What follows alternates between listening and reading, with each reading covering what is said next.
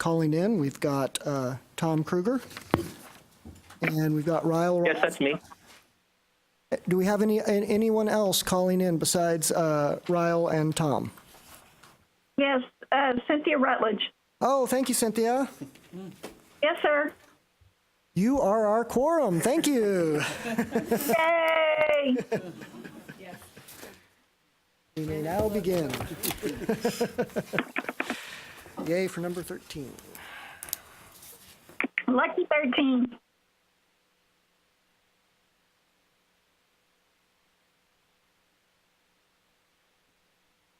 Okay, good morning. I'm Karen Butler Purry from Texas A&M University, and Sunny is traveling today, and so as Vice Chair, I'm sort of filling in and leading the meeting today. So thank you all for joining us in person or on the phone, particularly number 13. All right. So what we will do is start with introductions. So we'll maybe start with introductions of the people present here, and then we will go to the phone. Good morning, I'm Jennifer Nalos, and I am a program director here in the Texas Higher Education Coordinating Board in Academic Quality and Workforce. Good morning. I'm Bill Geiger, Dean of the Graduate School at UT Tyler, and I'm sitting in for James Lumpkin. I'm Blanca Bauer. I'm the AVP of Academic Assessment and Effectiveness at the Health Science Center, San Antonio. Andrea Golado, Dean of the Graduate College at Texas State University. Joanne Canales, Texas A&M University, Corpus Christi. Good morning. I'm Stacy Silverman, Deputy Assistant Commissioner in the Academic Quality and Workforce Division here at the Coordinating Board. Thank you all for being here. Joseph Opong, Academic Associate Dean of the Toulouse Graduate School, University of North Texas. Sarah Lynn McKinnon Crowley, Student Representative, University of Texas at Austin. Bonnie Melhart, Dean for Graduate Studies at Texas Christian University. Good morning. Shira Jennings, University of Houston, representing the Graduate School. Good morning. Glenn Sanford, Associate Dean, College of Humanities and Social Sciences at Sam Houston State University, sitting in for Ken Hendrickson. Kathy Matthew, Interim AVP for Academic Affairs, University of Houston, Clear Lake. Bill Harn, Dean of Graduate Studies, Lamar University. Les Ridigan, University of Texas at Arlington. Good morning. I'm James Goman. I'm an assistant director here in the Division of Academic Quality and Workforce. Thank you all for coming, and I want to remind everyone that we are broadcast and recorded here in Austin. Please remember to hit the red button on your mic when you need to speak. And for those calling in, please remember to mute your phone when you're not actually speaking so that we don't get the little rustling noises and such from your audio. Thank you. Okay, can we have those on the phone introduce themselves, please? Cynthia Rutledge from McMurray University. Ryle Rolfe, Texas Tech University Health Sciences Center.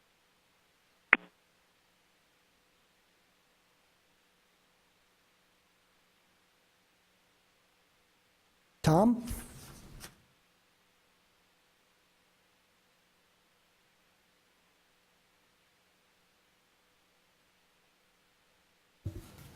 Tom? Are you still there, Tom Kruger?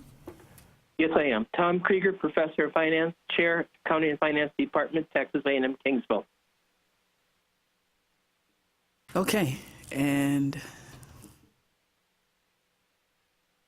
we were doing introductions, so.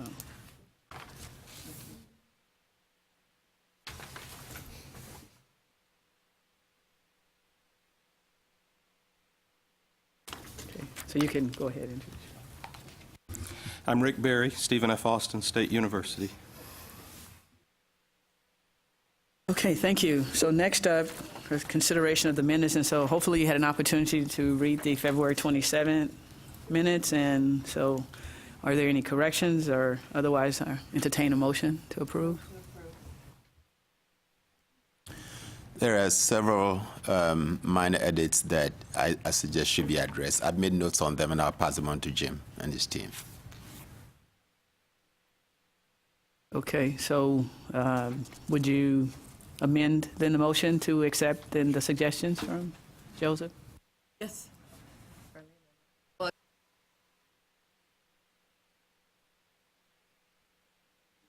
Okay, so all those in favor?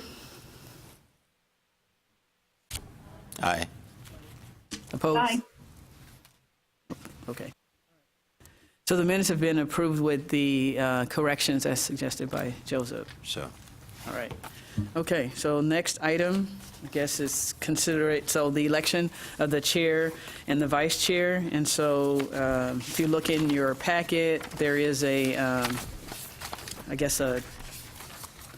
what's called terms and, let's see, item number 3. Yes, terms of services and policies. And so it talks about, the members being staggered every 3 years, and the student representative every 2 years, and then the chair and vice chair serve 2 terms. And so we will, I guess, start with nominations for the chair first.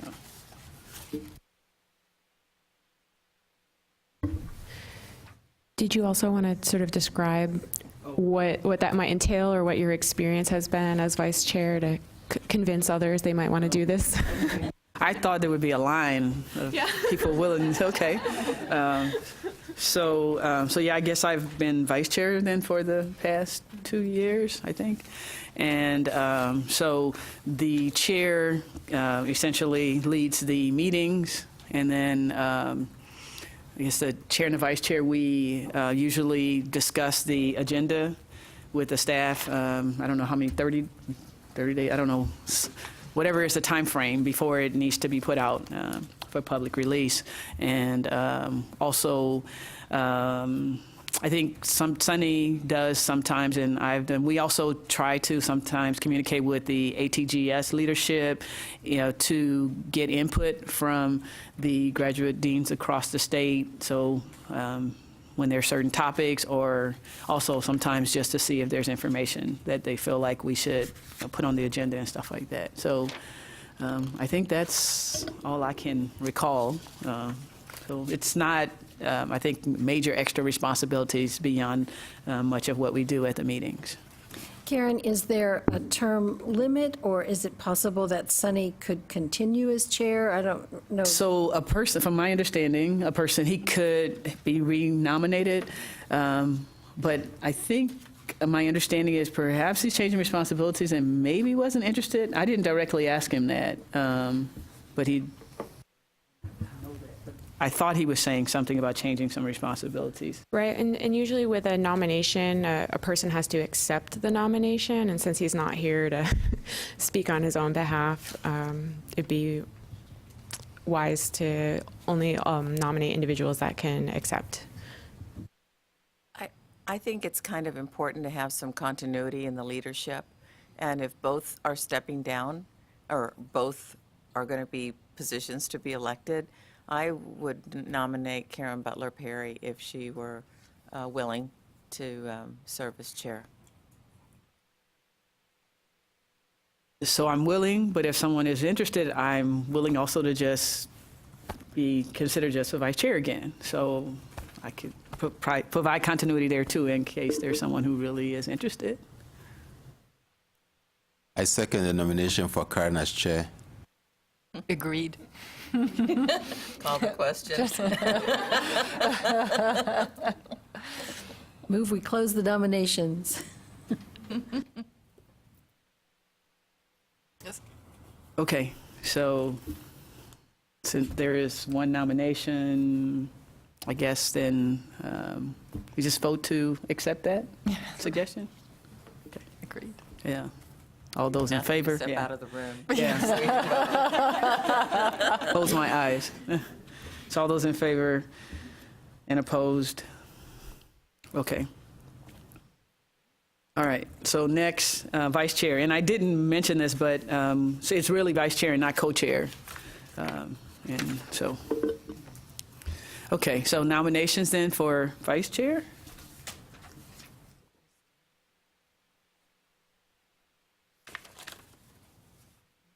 Pick him. He's going.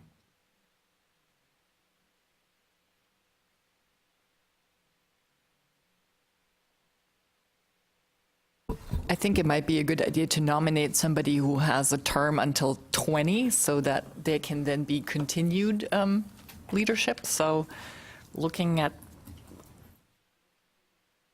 Before you finish, I think though that you can then do something to extend, because I believe when I was nominated for vice chair, my term was about to end or something like that, and then I was just reappointed for another term. Oh, so I okay. don't think I didn't it has realize to. that. Okay. Right, James? That is correct. People have been and can be renominated and serve additional years on the committee. That's common. Keep you from nominating.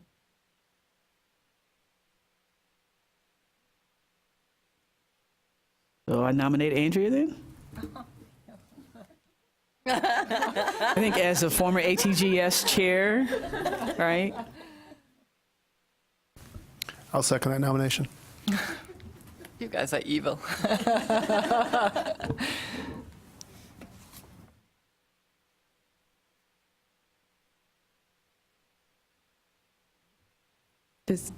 Does Andrea accept the nomination? I will accept the nomination.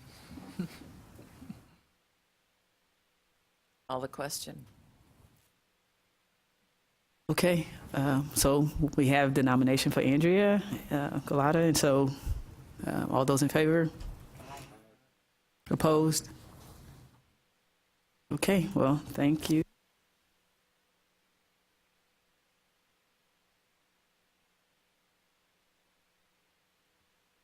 Okay, so then the next topic, and this is sort of, I think, a large part of our meeting agenda today. So I guess, maybe over a year ago, at least, maybe a year and a half ago, a subcommittee was established within GIAC to work on, efforts with the strategic plan outside of the regular GIAC meetings. And I think those names appear in your agenda? Yes. And so we met actually several times since our last meeting in February, and we generated this, of course, with much support from the staff. So we worked with the staff to generate this draft outline. And so what we thought we would do today is we wanted to go through this outline sort of step by step with you. And what we'd like to ask you to do is sort of focus your discussions on the concepts that are here and not to, sort of try to wordsmith the language in it, since it's really just an outline. And we just really want to make sure that we capture the points that you think are important. And then after this, there will be the development of the actual document. So what we're going to do today is, I think in general, the individual who sort of led the discussion in our subcommittee meetings will sort of lead the discussions of the priorities. This has been arranged into 4 priority areas. And so you can sort of see there's a priority, goal, measures, and strategy. And Mark Sheridan actually led the discussion on priority 1, and so Joanne agreed to lead today in his place. So we'll start with that, but before we get started, are there any kind of questions about just what sort of is our intent for the discussion today, and some counter suggestions or anything? Nope. Okay, so then we will start with priority 1 discussion. And so we're going to maybe try to do no more than 20, 25 minutes on each one. If you've had a chance to review this in advance, so I will not make those assumptions and just try to go through it fairly slowly but succinctly as well. So as you can see, there are essentially 5 goals that the committee came up with. And those are to increase extramural funding. This is all for the priority on excellence in research and creative activity. So the first goal is to increase extramural funding. The second is to increase the number of collaborations. Third is to increase institutional and state investment. And just a little side edit here, We thought it was important to make that explicit so that we don't have a mandate, a non-funded mandate. 4, to increase scholarly and creative output and/or productivity. And 5, increase recruitment of high-caliber faculty. So as I go through each one and talk about the measures and the strategies, if there's anything you think of that we missed, this would be a good time to share that, and we can add it as another bullet. And as Karen stated, it's these are just bullets from which we will then narrative will be developed.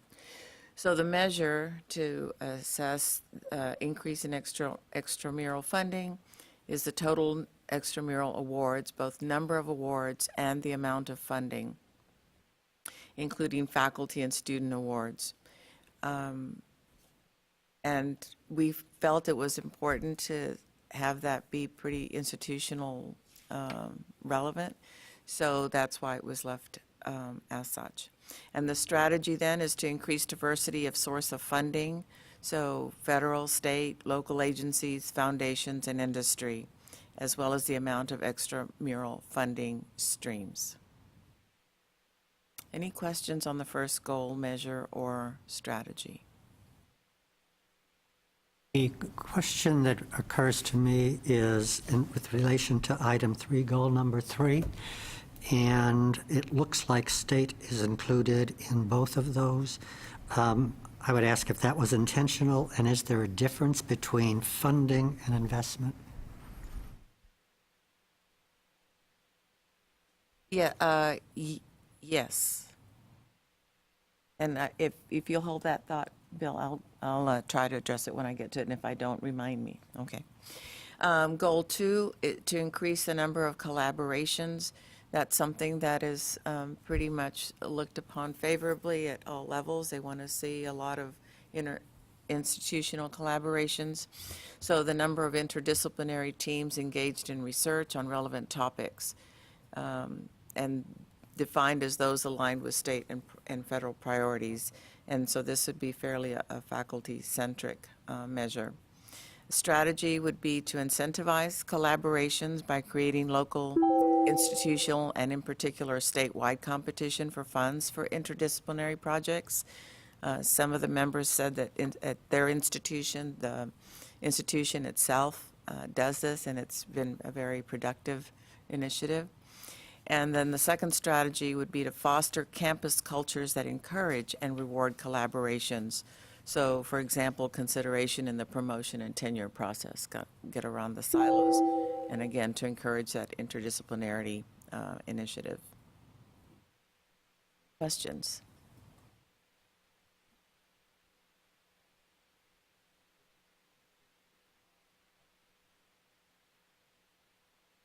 Yes, as well. Do you feel like there ought to be an additional verbiage there? I think that might be helpful to give it some attention. So maybe have it a second bullet, or include interinstitutional in front of interdisciplinary in the statement that's there under measure. We could also say number of interdisciplinary and or interinstitutional. Institutional. Does that work for you, Bill? Yes. Okay, thank you. Any other comments?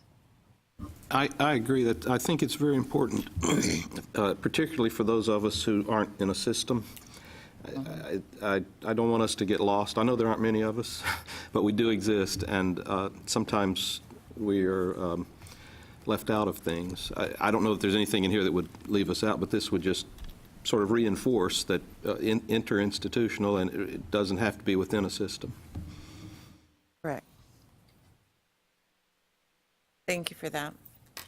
Goal number 3, to increase institutional and state investment. And this goes back to that unfunded mandate I was talking about. So the measure would be the amount of investment that an institution actually contributes in terms of funding. So again, if you were to have that interdisciplinary team initiative, then the institution should help to support that, and state funds that also support that collaboration. And then the strategy then would be to increase investment from institution and state sources in support of scholarly and creative activity. 3B, identify additional institutional and state funding sources in support of scholarly and creative activity. And 3C, review how funding strategies, formula funding, NRUF, or appropriate categories, are constructed at the state level to support, recognize, and incentivize research activity in order to advocate for increasing support to institutions. And then fourth, review how institution funding distributions incentivize and support research activity. So, Bill, does that answer your question about how that would differ? Yes, I think so. It looks like the emphasis on the external investment. Right, correct. Any comments? Ideas? Moving on to Goal 4, to increase scholarly and creative output and/or productivity. The measure would be including but not limited to some of the obvious ways: peer-reviewed, invited presentations and/or publications, exhibitions and/or performances, patents, license agreements. We wanted to be broad enough to include more than just the sciences. And obviously that means then as appropriate. I mean, for those fields where there aren't any patents, you wouldn't count patents. I mean. So would you like to see as appropriate somewhere in there? Regalado? Might be a good idea.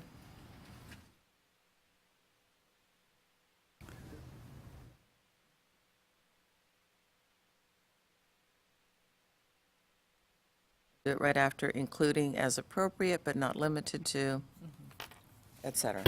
Thank you. And then the strategy would be to clarify incentives and accountability measures for productivity within the institution and the state, or however the stream is. And then the fifth goal is to increase recruitment of high caliber faculty. The measure would be the number of faculty hired.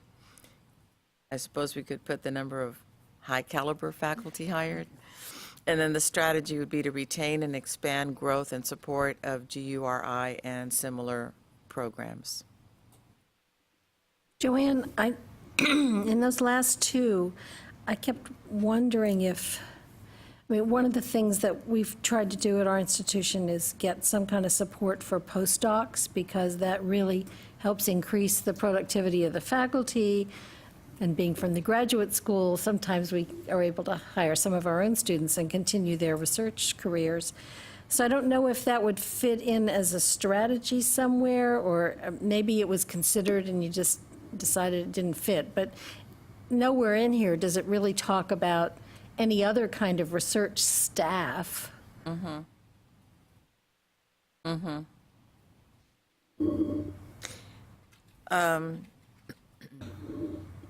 One could just at the front say, increase recruitment of high caliber faculty and postdocs.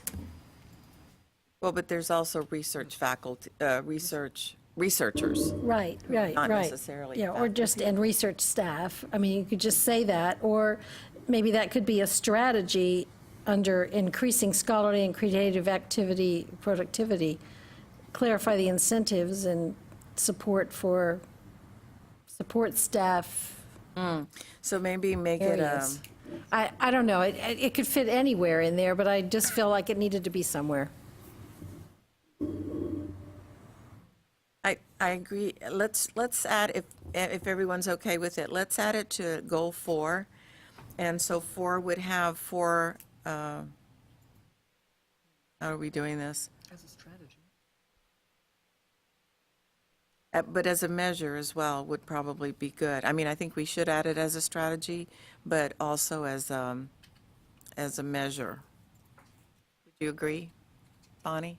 Well, I don't know, because I think what you're really after is more productivity, and if you don't, the numbers may not be exactly the measure you're looking for unless that was one of your 5 goals. And I think if you're going to put it under 4, I would put it as a strategy and not put it as one of the measures. Okay, done. Thank you for that. That's just me. I wanted to second that as well, especially as many of my colleagues are exploring the alternative academic markets or those who cannot attain a faculty tenure track job immediately after graduation. What you're talking about in terms of the postdocs and leading research teams is really critical.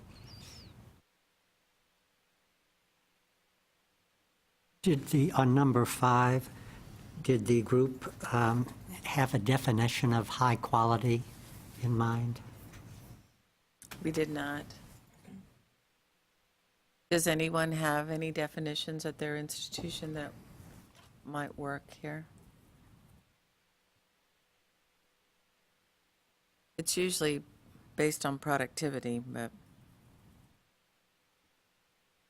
Right, because I think I remembered in the conversation, so we listed GURI, but then we said in similar programs, because I think GURI says they need to be National Academy or a National Academy like in fields where there isn't, a National Academy. And the thought was that may not necessarily include then all of the universities. And so I don't know if maybe, this is one to leave vague so that people can determine then what that means then for their particular campus. I think that was the discussion that we had, because at different institutions there are different teaching requirements as well. So what may count as high caliber or high output at one institution may not be as high output at another institution, given, if I only have a 1-1 teaching load, I obviously can produce more research than if I have a 3-3 teaching load. So I think that's why we left that to be defined by each institution. And Bonnie, going back to your point, if 4A is the clarify incentives and accountability measures for productivity, would it suffice 4B to read recruit postdocs? Or would you think more would need to be said there? I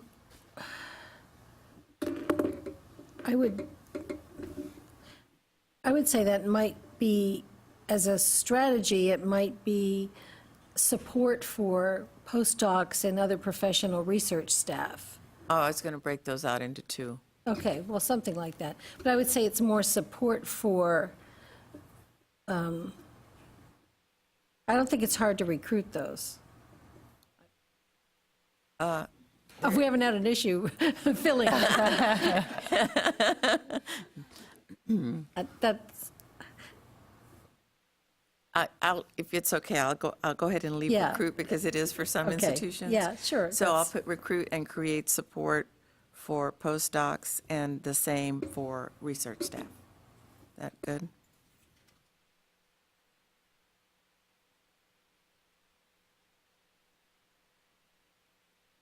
Okay. Anything else that comes to mind for any of those goals, measures, or strategies?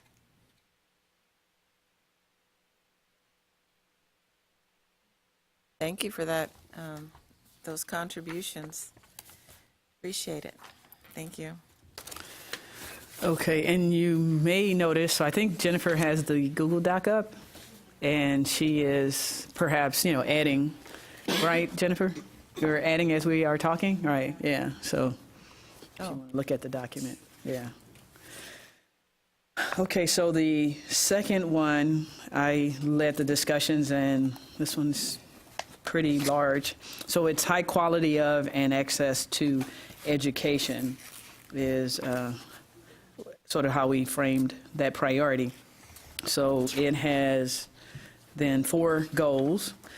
So goal number 1 is to increase opportunities and access for a diverse and inclusive student body and faculty. Goal 2, to seek and acquire program accreditation by fields, discipline-specific accrediting bodies where appropriate and possible. Goal 3, to increase and or maintain the quality of education, including teaching, mentoring, and advising. And then goal 4, to continue to conduct periodic and systematic reviews and continuous improvement of graduate programs. For goal 1, then the measures, I guess we had 2, 1A, the number of students completing graduate degrees. And we thought it was important to look at, various aspects then of, the number of students. And we also thought it was important to focus on, completion and not enrollment. So, because production is what's really important. So we thought some of the sub areas to look at were number of historically underrepresented minorities, and number of economically disadvantaged students, representation of gender diversity parity by discipline, and so for example, women and domestic students in STEM fields, and then 4, completion rates of all students.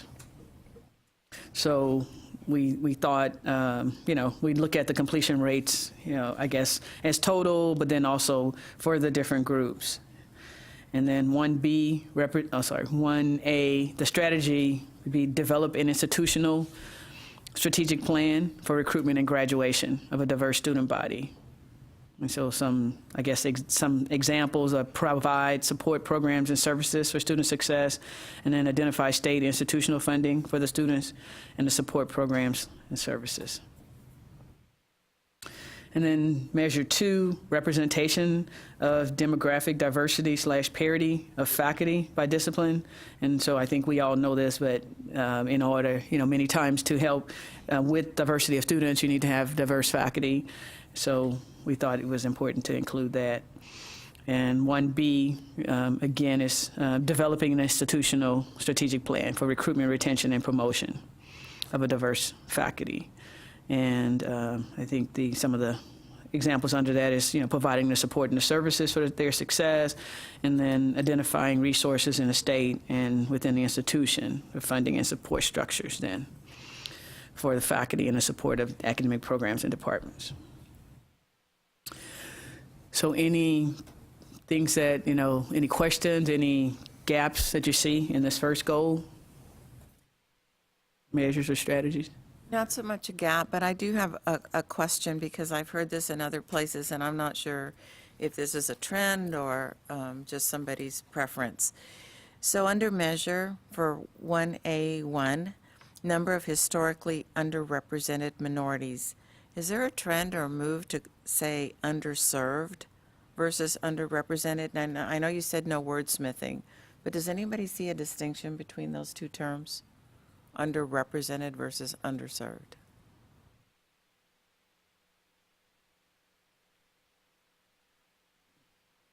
I don't know. I mean, I think I have heard people start using underserved, but I know in a lot of, I think, still of the NSF literature, for example, is still using underrepresented, because I think, I thought that had a very specific definition as to who counts. And if you say historically underrepresented. I think the historically word qualifies it. Yeah. So, it means it's not just underrepresentation, it's also, historically for some, and it has some reason behind it. Yeah, so I don't know, I've maybe heard some underserved, but I haven't heard I don't know if others have, a change in that, yeah. State level? James, you haven't heard anything at the state level? I have heard this term used as well. I'm not sure that there's any sort of, sometimes there's a consensus where one term clearly replaces another. I don't think that's happened with this yet. I think you could just look, I would look at it as, because they have been historically underserved, they may still be underrepresented in graduate programs, right? But I'm open to whatever the committee prefers.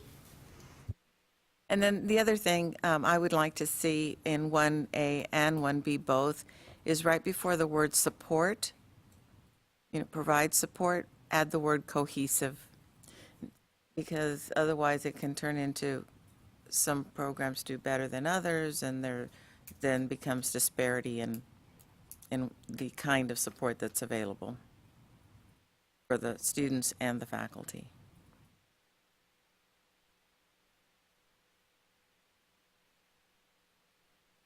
Okay, sounds good. Any other suggestions? No, but I have a question. Where we talk about, under the strategies, the development of institutional strategic plans, is this something that each institution would develop and submit to the coordinating board? Is that what the intent of this is? I don't think that was, well, necessarily the intent, but I do believe that actually institutions submit strategic plans to the coordinating board. I know for research, but do you also do it, for general? I can think of an instance. There is a question about this when you submit a new doctoral program, a request for one. We ask you, what is your plan? Do you have a plan for recruiting underrepresented student groups? So this is something that could be used by an institution to inform specific instances. If you have an overall institutional strategic plan, then it'd be easy for you to address this question when it comes up on a doctoral application. I think, did you have a follow-on on that one, or maybe if not? Okay, so I'm just wondering, again, not wordsmithing, but perhaps then, instead of our saying, though, develop, we should say include in institutional strategic plans, something for this. Because I think we all know that every institution has a strategic plan. And maybe that way, it's not implying that they would be developing something separate, but what we are saying is that we think in their institutional strategic plans, they should have plans for. And then Glenn. Under the measures, I was wondering, did the committee look at the representation of first-generation graduate students as a population? Was there any consideration given to that? How do you define that? Students who are coming from backgrounds where they're the first in a family to attend graduate school. We're seeing a number of students who there's a marked disparity in their preparation for entering the programs if they had a family member who went through a master's or a doctoral program, and if they're coming straight out of undergrad, particularly if they were a first-generation undergrad student who's then transitioning into graduate school. They just don't have the same perspective on graduate education. Sure, but that was exactly where I was getting at. Are you defining it as somebody who was a first-generation college student who's now going on, or somebody where they're the first in? We're actually doing it both ways and seeing just the first-gen college student going on is where we're seeing the biggest difference. So, actually, I'm seeing that a lot too at my institution. Would you have that as a measure, or? I think it could be a measure. And it's going to overlap in a number of places with these underrepresented, underserved groups, because if they were underserved, they're not going to have that pipeline coming in. Glenn, could I ask, when it comes to measuring that, how do you know? Do you simply survey the students themselves, or how do you know? Right now, it's primarily informal. The one way we know is for we do on our campus know the students who are first-generation college students, and we can see that group. For others, we're surveying them and asking, and basically doing the best we can. So I think there's also something on the Common App that asks about the educational attainment of your parents, and I think some people take that data and use it to, whatever might be then their definition of first generation, then they look for. So if it's, not neither parent, some people use neither, and some people use both. And so you can, from that data, also tell that. So.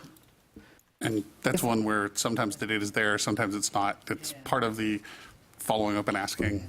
And we see differences by even programs. Some programs are much better at doing this internally and others aren't. I'm not sure at state level if we're going to get a great data set on that, but I was just wondering if the committee had looked at it. I think if we do that, we need to have a very exact definition as to what we consider first generation to be, so that everybody is counting the same thing. I'm not sure what measure the data that's collected through the Education Resource Center, the ERC data, but perhaps that might be a useful measure to use also for first-generation graduate student status for some consistency in the state-level data.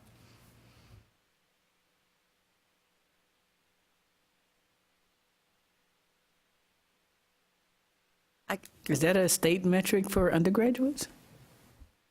First-gen students? That you had this data collected on it? I don't know off the top of my head, but I do know we use the ERC data, and that would be something that we could get, and you all have agreed, your institutions agree on the definition, and it already exists. So I lean toward that, but I love the discussion. This is good. And especially as it relates to graduate education, it's not really something we have talked about much. But I would suspect there are differences, both in programs and across schools and within your institution, yeah. In master's level programs as opposed to doctoral level programs. Good point. Okay, so we're okay with adding it as a measure, and then we will, I guess, figure out how to, what the definition and all is. Okay, so goal number 2, I guess. Could I? Sorry, one. Go ahead. On goal number 1, are the strategies, is the thinking of the group that the strategies are optional? And if they're not optional, I don't see us measuring them under the measure column. And the second question that I have with regard to these measures, especially 1B, are those data currently being collected? I can see that the breakdown of faculty by discipline could be a rather difficult task. So your question is for 1B, the second part of your question, are we collecting data on race, ethnicity, gender, and age, well, demographics of faculty? It's the by discipline part. Discipline. I would think so, right? I mean, I know there's a CBM faculty report, but I'm not knowledgeable enough to tell you exactly what's in it.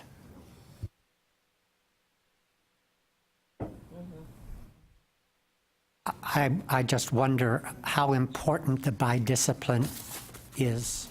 I think the reason why by discipline is, as an example in STEM fields, right? So then if you have a small number of women faculty, then, so I think that was where maybe, so should it be fields? I mean, I think that certainly the institutions had the data, but the question is whether or not they provided to the coordinating board. I don't think we should assume that the institutions have the data.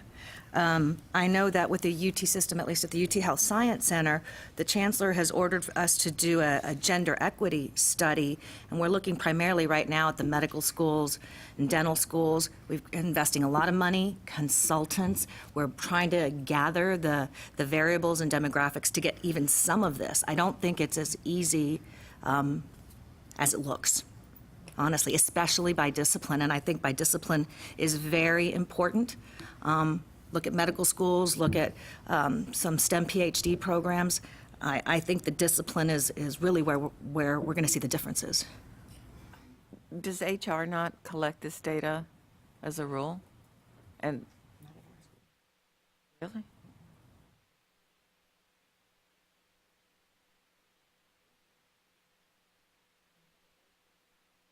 It's not that easy to query this, and that it doesn't all go in based on how your institutions are structured.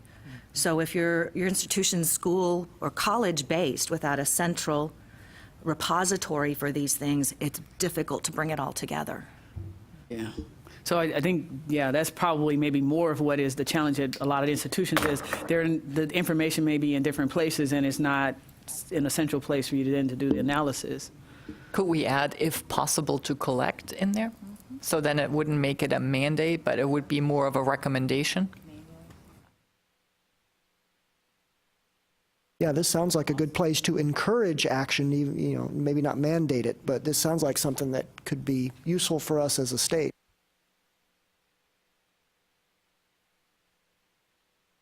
Okay, and I don't, Bill, you sort of had a first part to yours. I don't know. I couldn't remember. Yes, it really had to do with what we're envisioning strategies to be. And if strategies are optional, they're optional. But if they are expected to be adopted, then we don't seem to be measuring under the measure column what we had under the strategies column.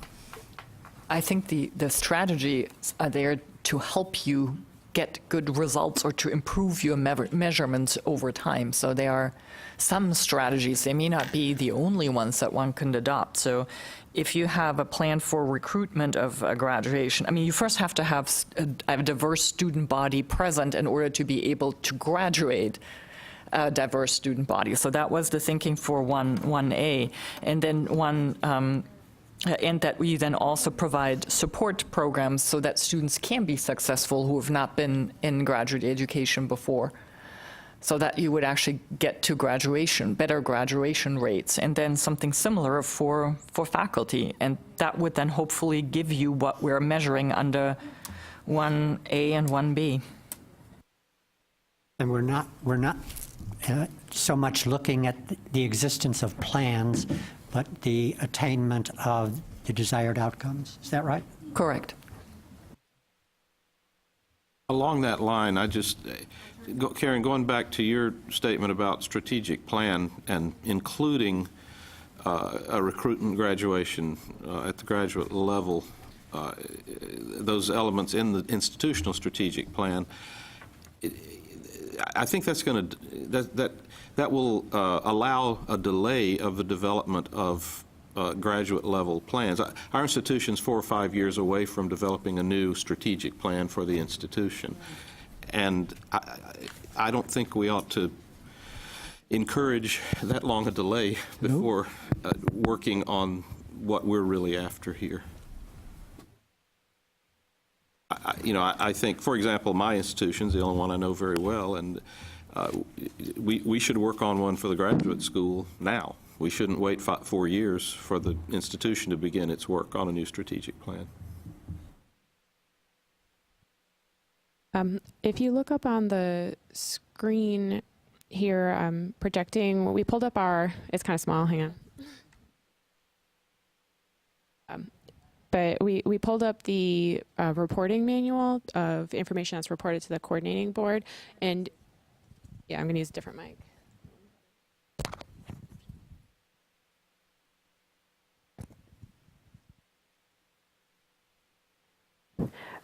There we go, much better. Okay, so this is the faculty report that comes in to the coordinating board here. And it includes full-time and part-time by ethnicity and gender. And then I'm going to just roll down through some of the variable codes of information that the institutions are reporting in. So you'll see it'll include their rank, tenure, non-tenure track, binary gender codes, date of birth, percent time. So some of these variables are already coming in, so that should alleviate some of the concern about those measures. But certainly with any of the measures that are being laid out or entertained in this outline, we're further looking at what information do we already have at the state level to sort of help with laying forward those plans for the full draft of the strategic plan. So James and I and some staff here have been mapping what do we already have at the agency, at the state level, in alignment for what does each of the priority area recommend as measures. And in some cases, some of those measures might not be information that is currently coming in because the subcommittee and GIAC as a whole think that they might be valuable measures to start looking at as well. But the concerns are valid too. Well, how will we collect these and manage this, and who do I need to talk to? So just want to let you know that some of this we've been able to find. It looks like notably race, ethnicity is not included here as opposed to what we have in our measures, right? Like gender is, age is collected, but ethnicity is. Did I miss that? I'm sorry, I can't see the screen very well. Okay, thank you. Yeah. So you're right. Most of it is already collected through the CBM reporting process. Seems like the discipline is the one that may be missing, right?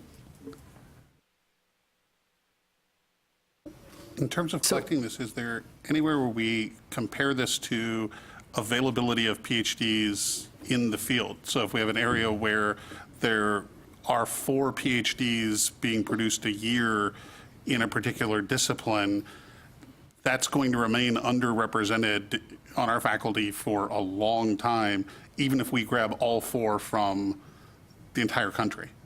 iPads, I think. I think iPads will allow you to search doctoral graduates by gender, by race, ethnicity. So I think you could get at least some of that information, what the annual production is nationally at least. I know we can get some of that, but in terms of how we're going to look at that with our measures, so that if we have a discipline that doesn't have production of PhDs, it doesn't get penalized for not finding PhDs that don't exist.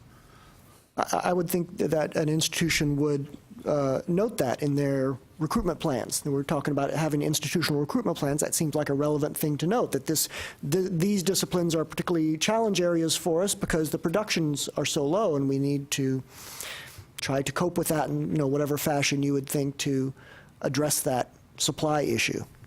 Right, and I think that sometimes that becomes the excuse for people not to try to address it, and it maybe puts pressure on them to think about creative ways like growing your own then, or other kinds of things then, to help be a part of the solution in increasing then the number of PhDs from those groups or something. So yeah. Maybe going back then to Richard's, perhaps we could then say, we were saying for the some modifying of the language about, suggesting that they include in their institutional strategic plans. Maybe we could also say and graduate, education plans, because I think the thing of putting it in the institution one is it raises it to then become a university, priority. But recognizing what you're saying, that timing, differs, then we could say, you could do it at a lower level, but then when you are renewing your institutional, strategic plan, that it should be included in that.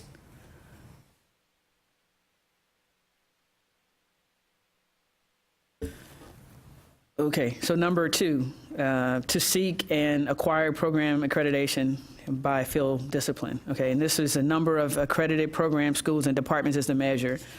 And I just will maybe remind, I think this is in relation to a suggestion in the RAND report, I think, right? So that's why this one is included, maybe not that it's an issue. Okay, so then strategies, review existing programs to identify those that could obtain accreditation that currently do not.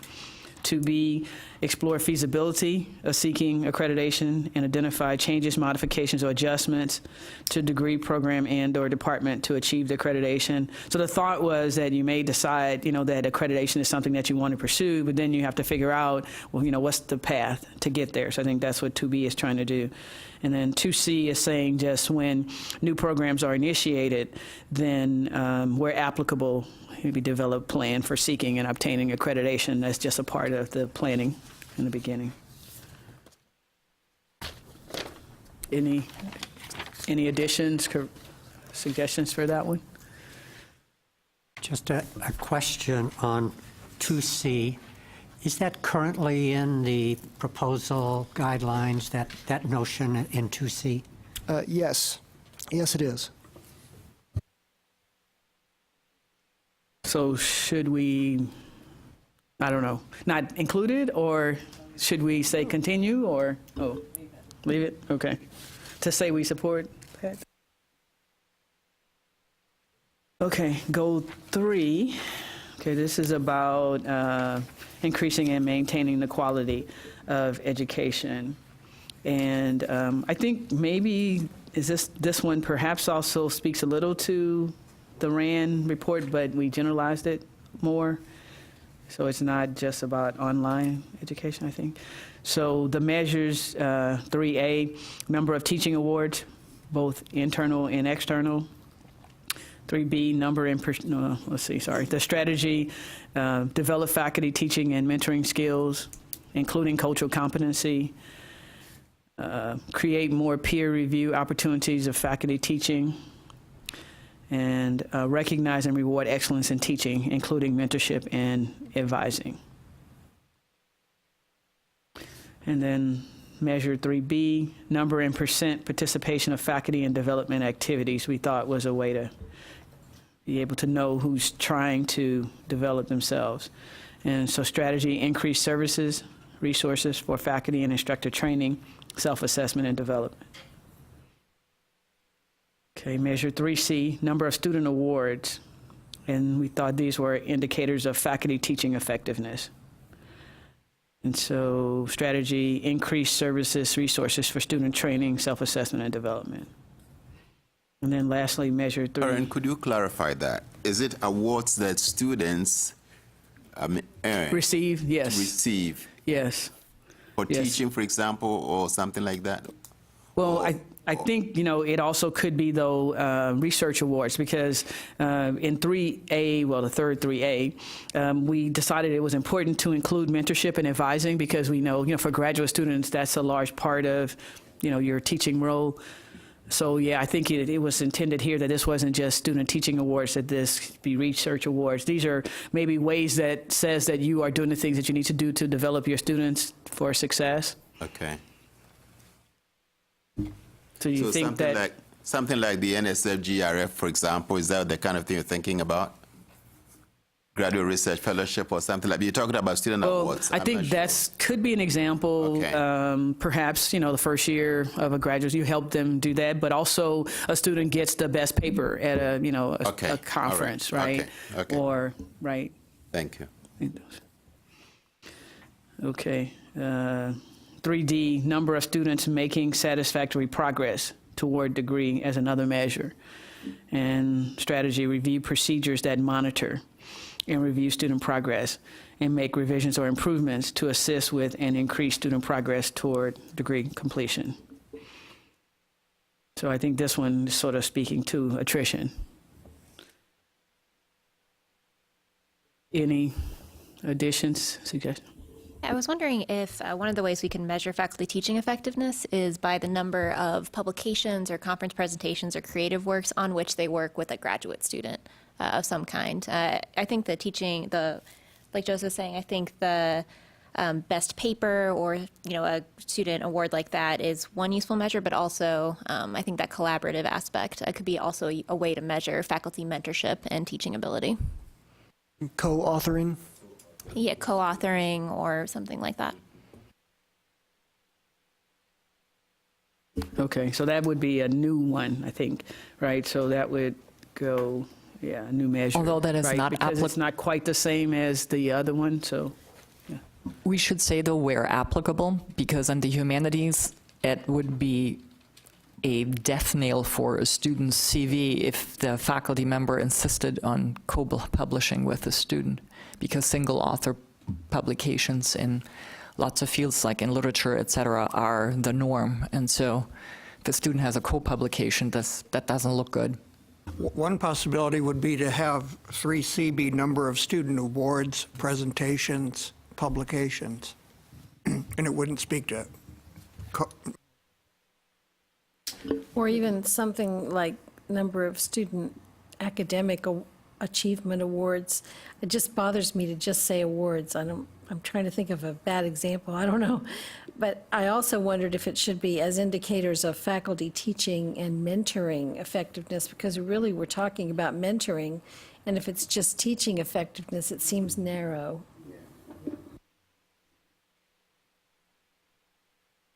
I would also suggest that student awards somehow include performance as well.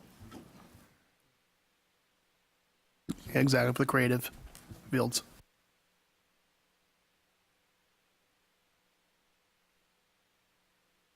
Any other suggestions? Jennifer?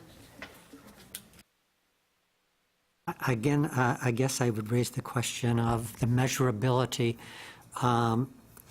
Are people presently doing these things, gathering this data in the graduate school? And the one in particular that I think could be a bit thorny is 3D, the making of satisfactory progress.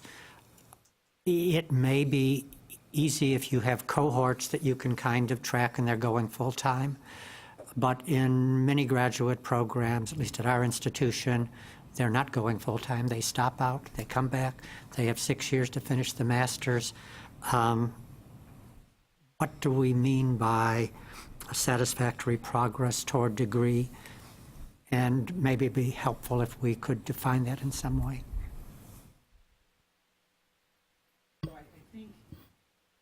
So I think the idea was that depending upon the nature of the student. So if it were a full-time student, that people have a sense of what are sort of normal, time, to certain milestones, and that, they would probably utilize those. And I guess in the case of part-time students, likewise, they would have sort of something that is the norm.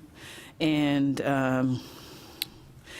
I think that the idea here is really just saying that there really should be some intentional monitoring of, students' progress. We were talking about how there is some data that says that a non-completer is the worst because likely they maybe have student debt and then they don't have a degree. And so I think that there really is a responsibility, when you decide to take on a student to pay attention. So in case there's something not happening in the relationship with the advisor or just whatever that and you can help intervene. So I don't think we want it to be prescriptive of what that would look like. So that's why there's really not any definition, because the definitions would be defined by the institutions, and probably even within fields would be different.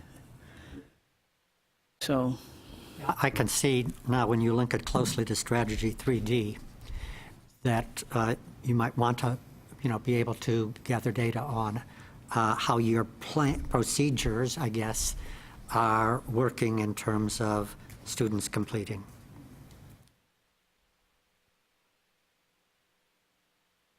Okay, so you're okay, or you had a suggestion? I think it implies that graduates, schools need to have something in place to monitor student progress, and I have no complaints about that.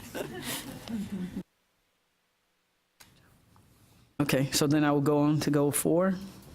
Okay, this I think is sort of what we are expected to do anyway. And so the measure for A, number, frequency, and type of program reviews conducted. For B, institution meets reporting guidelines, requirements, and deadlines for respective entities, so coordinating board or accreditor, whatever. And then I'm sorry, I skipped. So there was a strategy, I think, just for 4A. Institution develops and implements strategies for program improvement based on the findings of the review. And I think it kind of relates to probably 4B also. And then 4C was just demonstrating, the incorporation of the feedback and the results of the review as also a measure. So I think all of us have to do this, and this is just maybe reinforcing, the importance of that. So any suggestions here? I have a suggestion, if the committee wouldn't mind considering it. As you know, I oversee the graduate program review process, and one frequent issue that I see come up is that the program gets the feedback, and the program demonstrates an awareness of the importance of using that feedback, but there's no input from the college or the provost's office sometimes. So this is something I suggest we could say here, is that program demonstrates incorporation of feedback and results of the review and involves or includes the college and or the provost, we could even just say something general like upper administration in decision making. And maybe the graduate college, because Sure. I had to get that process going on our campus. Yeah.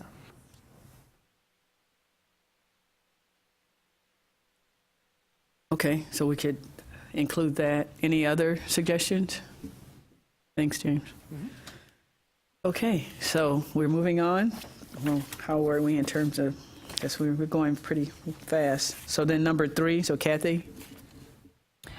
So we have 3 goals under this one. The first one is to create relevant degree programs, certifications, and certificate programs to match and anticipate market demand. Number 2 is to limit student debt.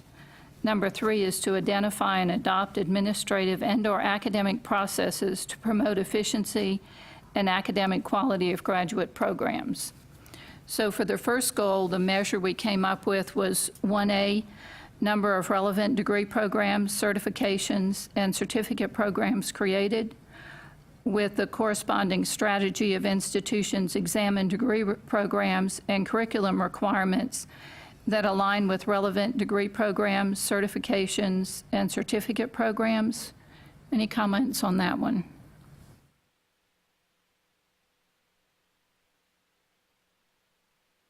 I have a question about the word created.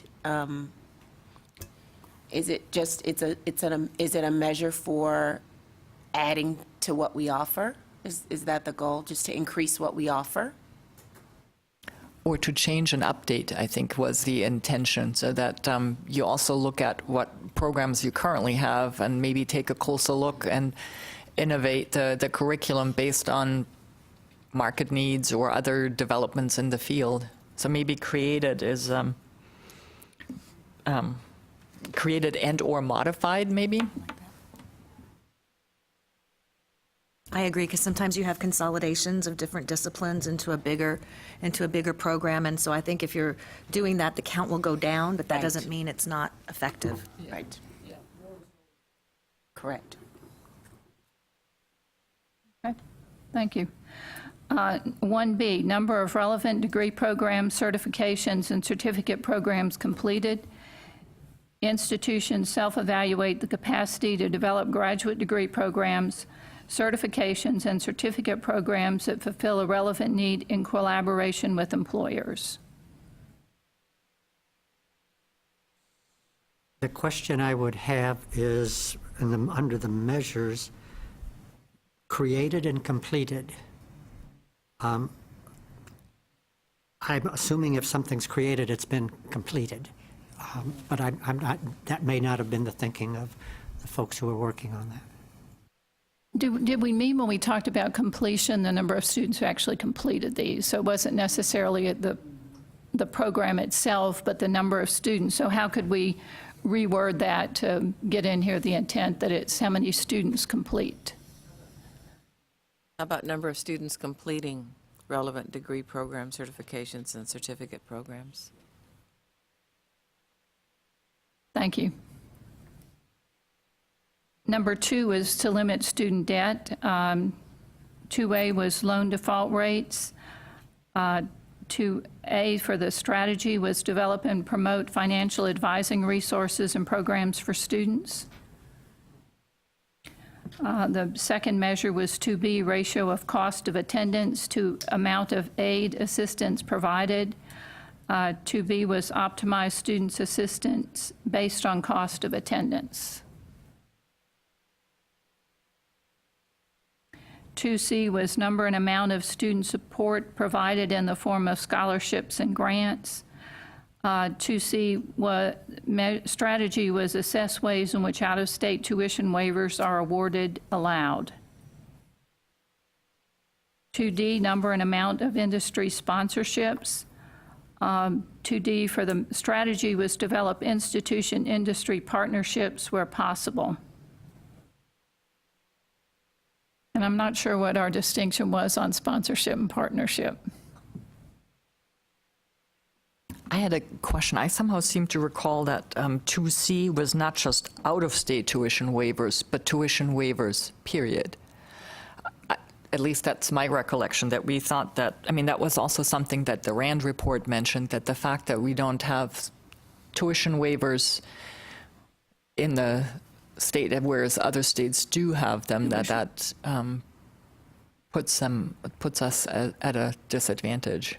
But maybe that's just wishful thinking on my part that we were discussing this. But Yeah, I think my understanding is many states, they don't waive, they pay similar. I mean, privates, of course, can do this. But I think that many of the other states, actually, they don't waive fully tuition. The graduate school actually has a pool of money. So I know, like North Carolina, I think, Florida, Purdue, yeah, so, yeah. So, but I think it could say tuition payments, which means, I guess, if it's waivable by your state or somebody,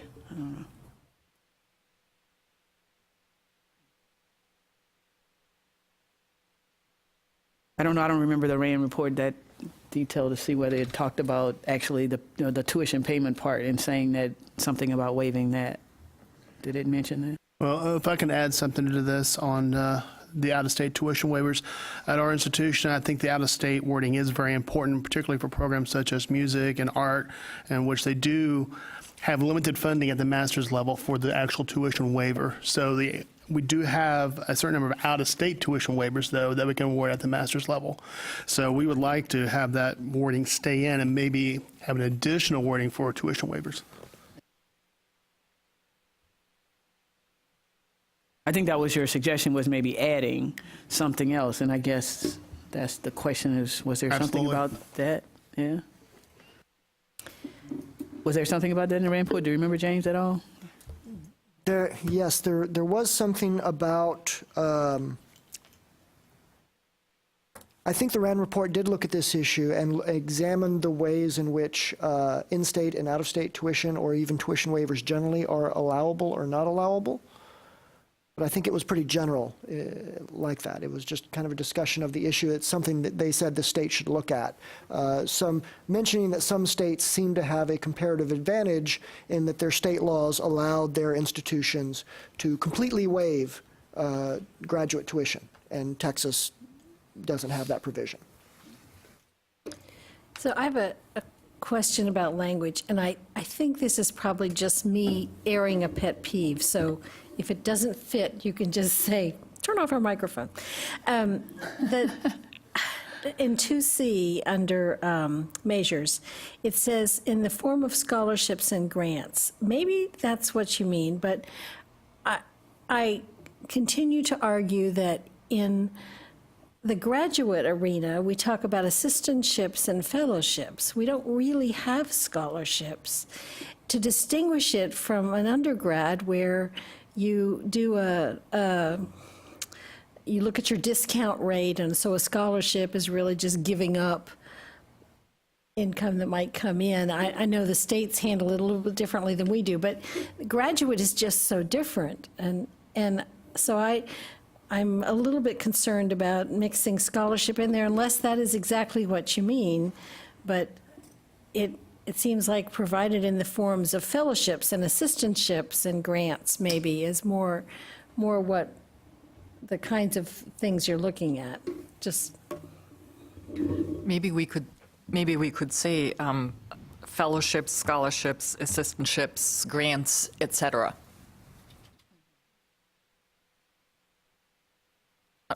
On some campuses, surprisingly, the term scholarships for graduate students is used. So if I may back up to James, my understanding is we're not allowed to give tuition waivers in the state. But the language that we're picking up now about assistantships and whatnot may be a good substitution in there, removing the waivers stuff and putting in the use of financial assistance that we have available, teaching assistance, whatever.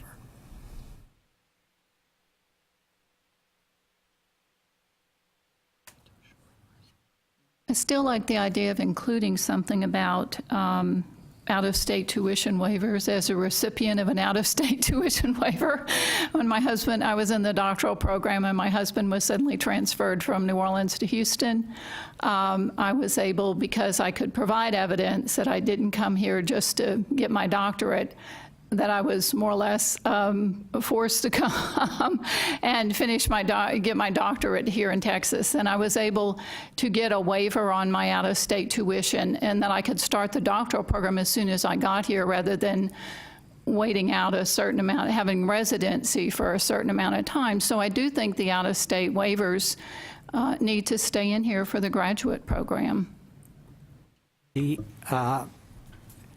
I would agree if they're allowed. If they're legally allowed, then I would agree with that. But my understanding is they're not allowed. I could be wrong. We need to draw a distinction here. Blanket waiving all tuition, including in-state tuition, is not allowed by law. But waiving the out-of-state tuition and granting an out-of-state student in-state tuition rates is allowable by law. Okay. And it varies by institution. So some institutions do call it a scholarship. You're awarded a $1,000 scholarship if you're an out-of-state student, and that allows you to then pay in-state tuition. My husband was a benefactor of that.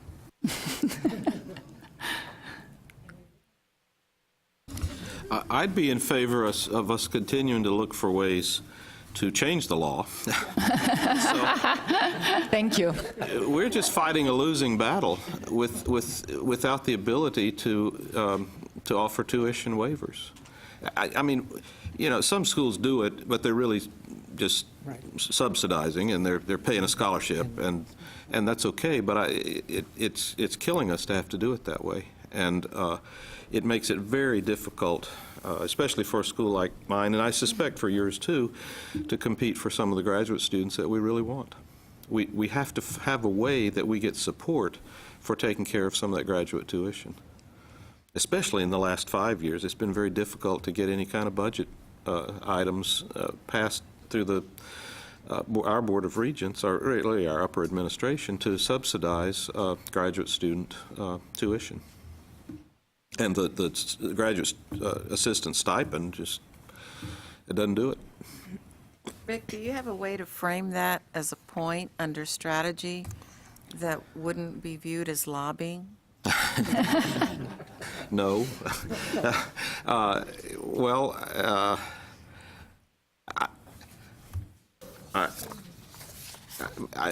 When I read 2C under strategy, I didn't even read the out-of-state part.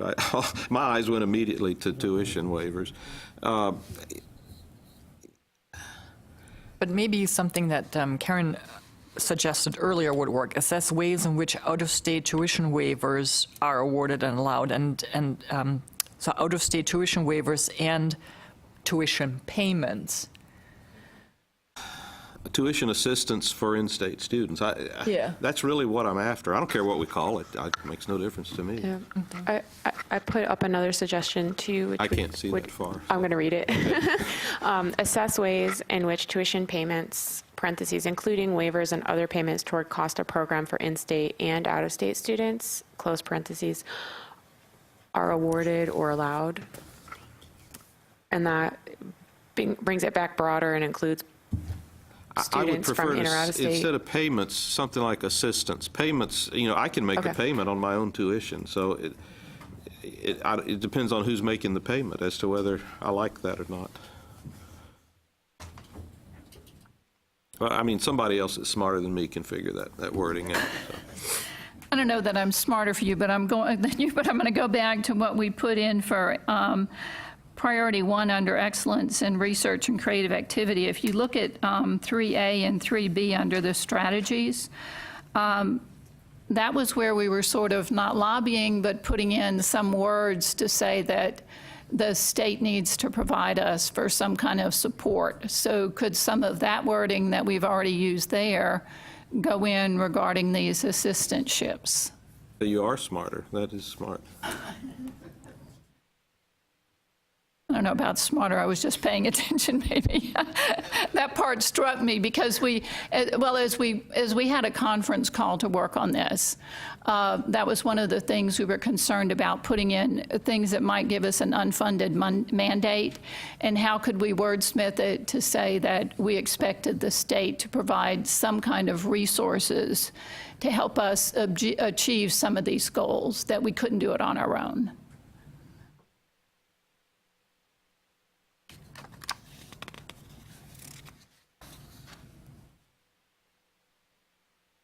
Okay, so under measure 2E, we have time to degree by field or discipline, and the strategy is identify and reduce, remove administrative or academic processes that hinder progress towards degree completion.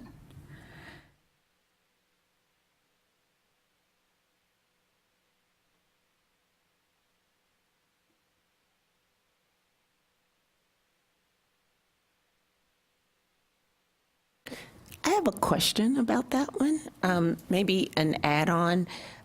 In terms of time to degree, I think there are other things that help with that, or like advising practices maybe, or I'm just trying to think more proactively about, like, instead of just thinking that there are administrative hindrances to that, are there things or practices that we actually engage in that could help time to degree, like certain advising practices within departments or milestones or things of that nature?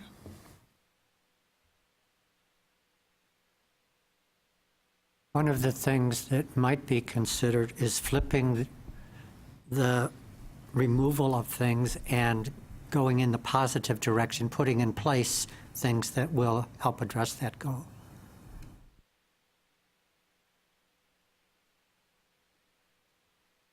So if we said something like identify administrative, advising, or academic processes that enhance progress toward degree completion, would that phrase it more positively?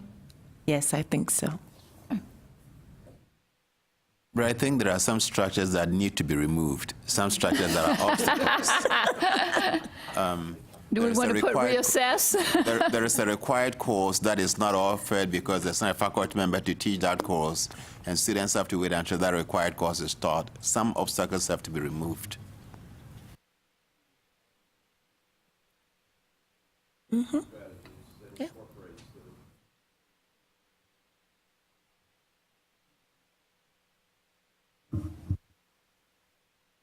I also had another question about the first measure, loan default rates.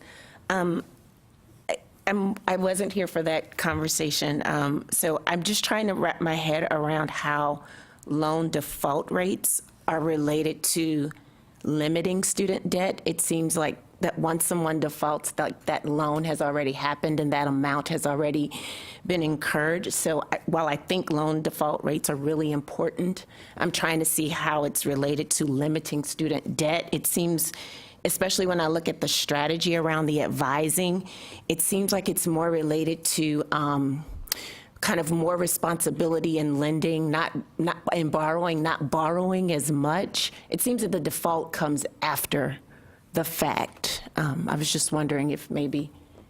I think the hope was that over time the default rate would go down because students don't have as much debt. I think that was we were trying to think of how can we do something about that with data that already exists on each campus without us having to collect new data. But if you have a better idea, I think the committee would be grateful. When I read that, I saw the limiting student debt and the loan default rates tied as limiting unnecessary or exorbitant student debt, because I can think of someone going through a medical school, till they get done, they're going to have a massive debt. Someone getting an MA in English should not be anywhere near that, but there should be different repayments available for that. And so the default rates are an indicator that we've been loaning students money they can't pay back, and that becomes an indicator of we're not responsibly limiting student debt as opposed to just trying to cap it given the wide range of programs that we have. And I was no part of those conversations. That was just my reading of it. Yeah.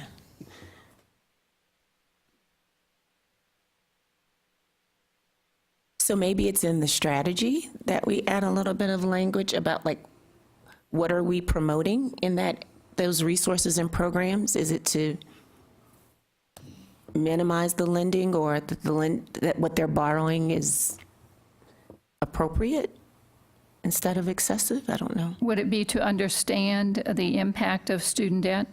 I'm not sure all students understand the impact until they've got the debt. Well, the Southern Association just adopted a brand-new standard that speaks to this, and it specifically says that institutions have to have a plan whereby they counsel students and periodically show them the level of debt they've accrued.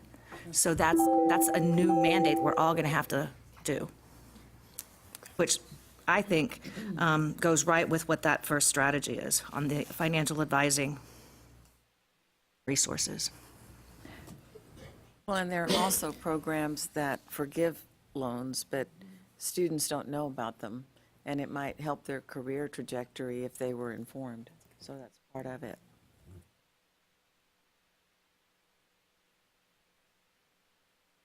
So ideas for changing the wording of the strategy on 2A? Do we need to add to that? Or are we okay with it as it is?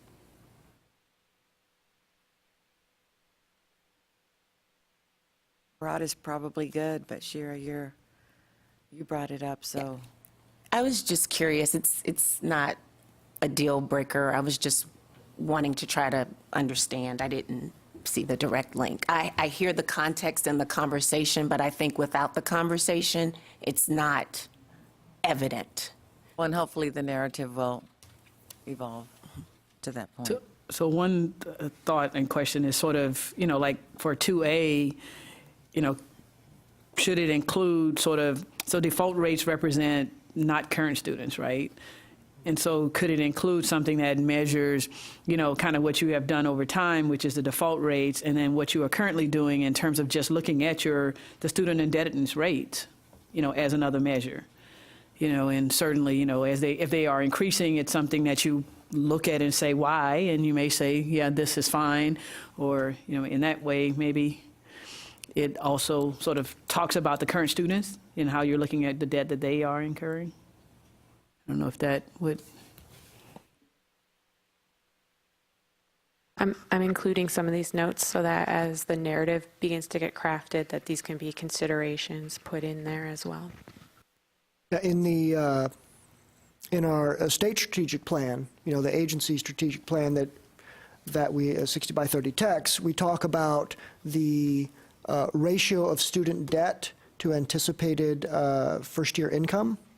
I mean, that's something that we could also look at. That's a discipline-specific type measure that, other than just did you default on the loan, well, how much debt are you carrying, and how much are you likely to make once you graduate? That can also be a useful measure. I know that data is available for undergraduates. Is it also available for graduates?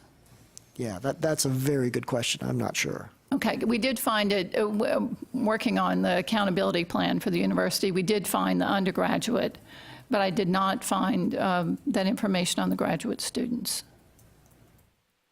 I would suggest that might be a little bit harder for graduate students, and I guess maybe I'm thinking about my institution and how place-bound our graduate students are.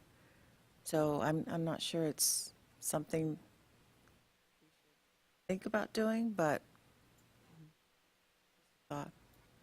Well, I would think that the undergraduates are typically not employed, so now they suddenly have a job, so we could track that. With our graduate students, most of them, not all, but most of them already have a job, so there may not be increase with that job that we could then see that it made a difference. I don't know.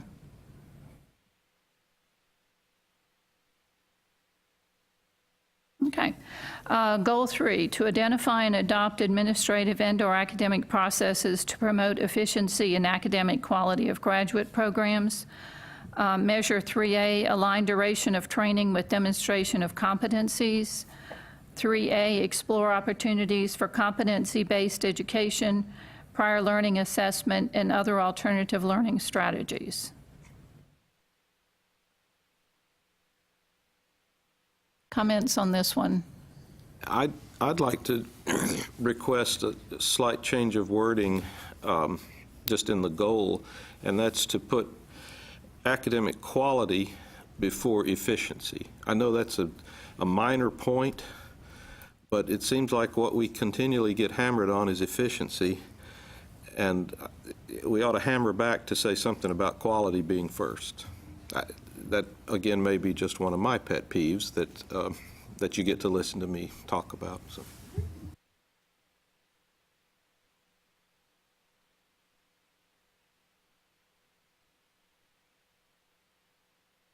Any other comments on 3A? I just have a question about the meaning of duration of training, like if align training versus duration of, just wondering what that conversation was like or about. Andrea, do you remember that? I think it has to do with time to degree, basically. So if somebody, they may very well be students who are getting a master's degree who are taking longer than some of their peers in the program, but they may have picked up some additional experiences, other activities that they've done that actually gave them extra training. So you could, for example, think of a master's student who may have gone abroad for a semester or something like that, that may have extended their time, but also given them lots of other training and experiences. I think so that it's not just, so if you're taking longer, that you're also picking up something for it, that it's not just lingering in the program because you're a career student. And that may be what I'm thinking too, that it might mean is if you have some competency that you want to count towards a degree, should there be a consideration for the kind of training you took and how long that training lasted in order to acquire that competency?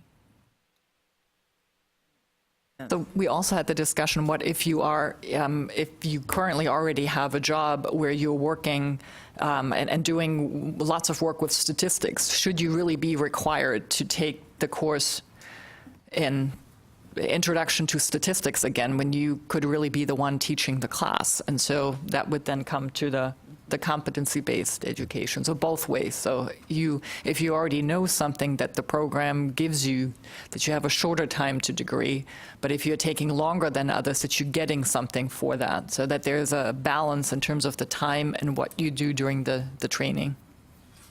Thank you. A couple of things. On the measure, aligned duration of training with demonstration of competencies. I'm not seeing that as a measure, I guess, unless I see some crosswalk or something like that. And then the 3A under strategy, how widespread is competency-based education at the graduate level? It seems that we're taking something from the undergraduate level and trying to implant it in graduate education.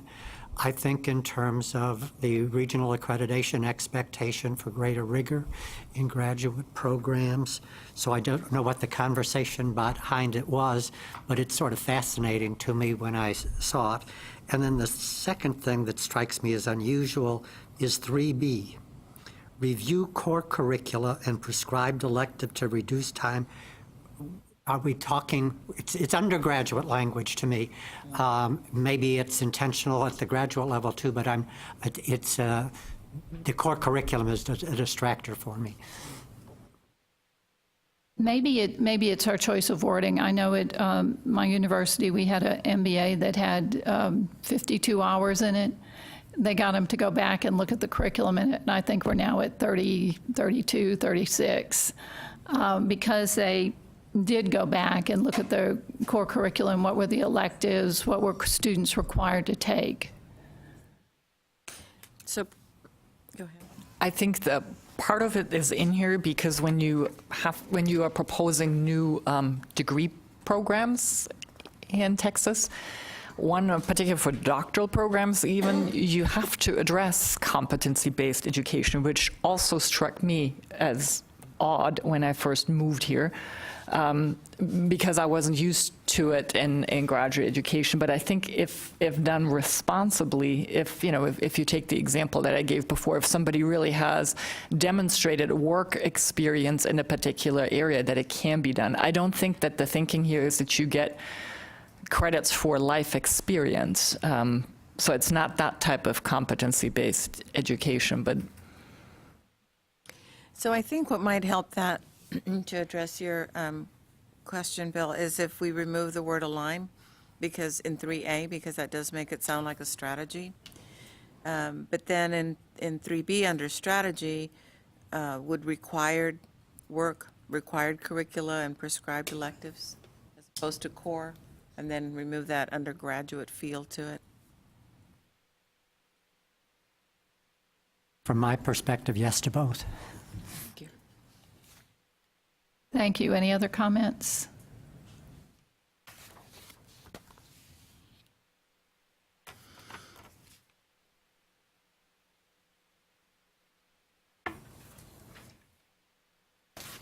All right, I think Okay, so we're on number 4, so Andrea? yeah, so that's, Do Did you want a break in between, or are you ready to? So it's 11:38. Like lunch is almost here. Yeah, so do I want to take a lunch break and then come back to 4? Is that, you said it's here, you think? Yeah, I see the sandwiches and stuff. So do we want to take a lunch break and then come to 4? Because 4 is an interesting conversation, right? Marketable skills, right? I think we're going to need stamina. Okay, and so. We'll all be happy Long and is lunch? sedated. Half an hour? Does that sound good? So 12:08? So for you folks on the phone, we'll be back in right about half an hour. That's about 8 to 10 minutes after noon. Thank you very much, James.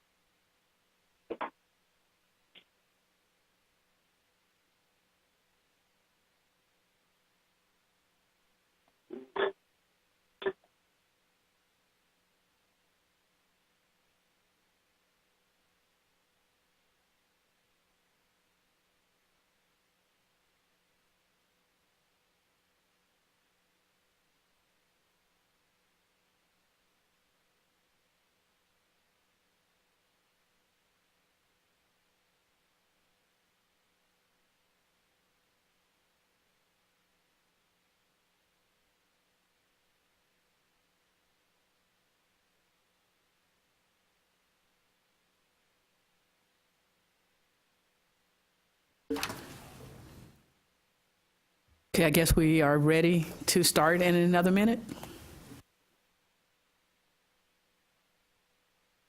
Sounds great. We're good.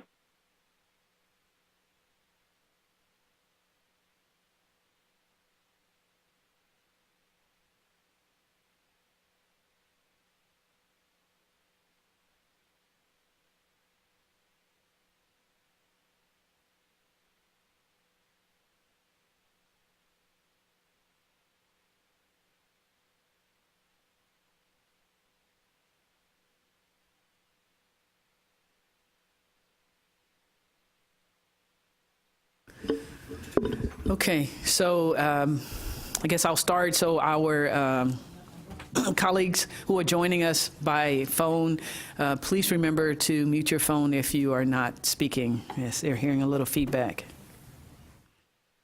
So I think James wanted to read a comment from someone on the phone. Yes, this comment is from Tom. Tom says he's been following discussion. There's a little bit of a delay, so I think it's a little difficult sometimes for the folks on the phone to comment. So I encourage you to send an email to me or to Jen if that's easier, because we both have access to the computer. So reading this off my phone, he says, I agree with everything so far. However, it seems as student debt is a relative term.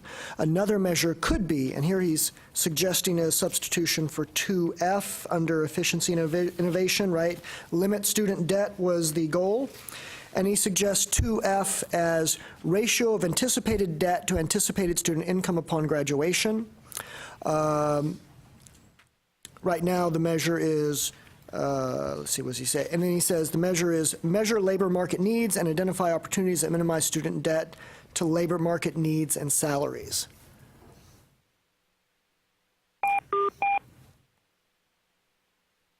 So Jen and I will take note of that, and we'll include these notes as we carry forward and consider ways to work this into the narrative. Okay. That concludes his comment. So I guess then we're on to the marketable skills. So priority 4 is develop marketable skills and promote economic development. That's the overall goal. And this, or the overall priority, and this was very much driven by the 60 by 30, where marketable skills are kind of a mandate already. And so the first, I'm going to read we have 5 different goals. So the first one is to identify marketable skills for each program, placement of graduates in relevant careers, create internships, experiences abroad, or related opportunities for students to gain professional experience, to increase the number and or percentage of domestic students in STEM programs, and that came from the RAND report. And number 5, to improve the number of highly qualified undergraduate students who pursue graduate degrees in Texas.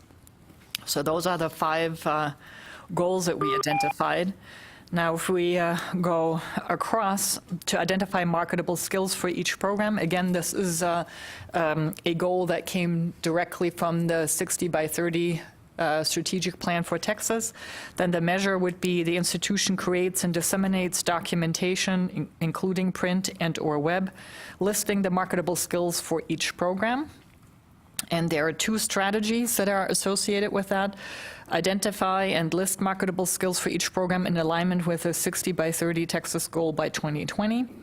And 1B, incorporate data from professional organizations, particularly from the Council of Graduate Schools, as they always work closely with stakeholders, rely on advisory boards where appropriate when identifying marketable skills.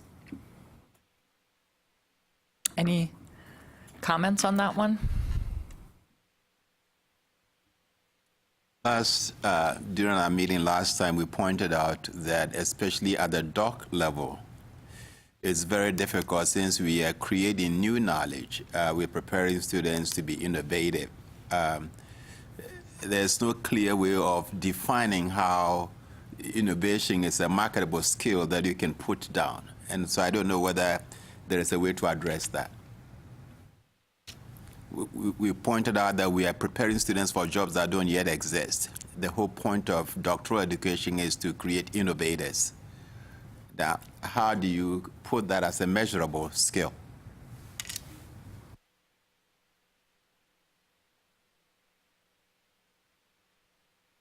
I mean, Joseph, are you suggesting adding a number 2 under another measure?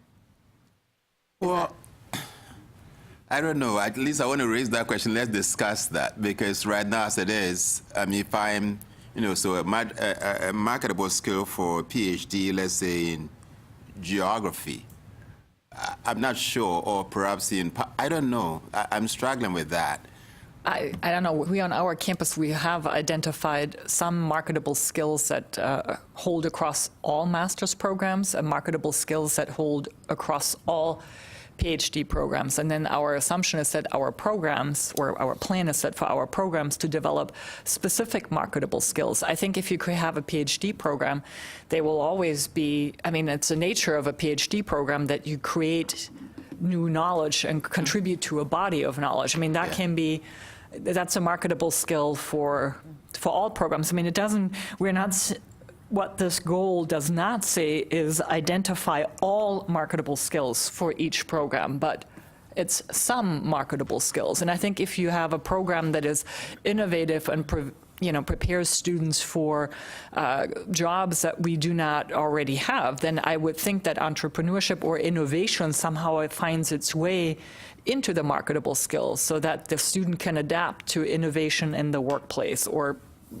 I think one can phrase that, even if it's for programs that we're not quite envisioning yet. The other thing about the marketable skills, my understanding is we have to develop a plan that includes ongoing looking at them, that we can't just put them out there now and say that's the end of it, that we have to periodically review them and revise them. So would that address your concern? I'm not sure. I don't know. I'm still processing. I'm still trying to figure out, because how am I going to identify, how am I going to list, this is a marketable skill that comes from a PhD in economics, for example. I don't know. A PhD in engineering. So is it going to be, I'm grappling. I'm trying to figure out. If they ask me, okay, Joseph, what should we list as a marketable skill? I mean, for bachelor's and master's, especially professional science master's programs, there's absolutely no problem. But when you come to the PhD, I'm not sure how to deal with that. But aren't you still, I mean, something like critical thinking or problem solving, those would still apply for the PhD programs as well. You should apply for everything. And certainly communication. Sure. Being able to translate their research into layman's terms, I think that's a huge marketable skill. Okay. You can also say that, a PhD student has to be able to work independently. Okay. I mean, or collaboratively, both, or with a little, or both, or with, work with. I mean, yeah. I mean, there's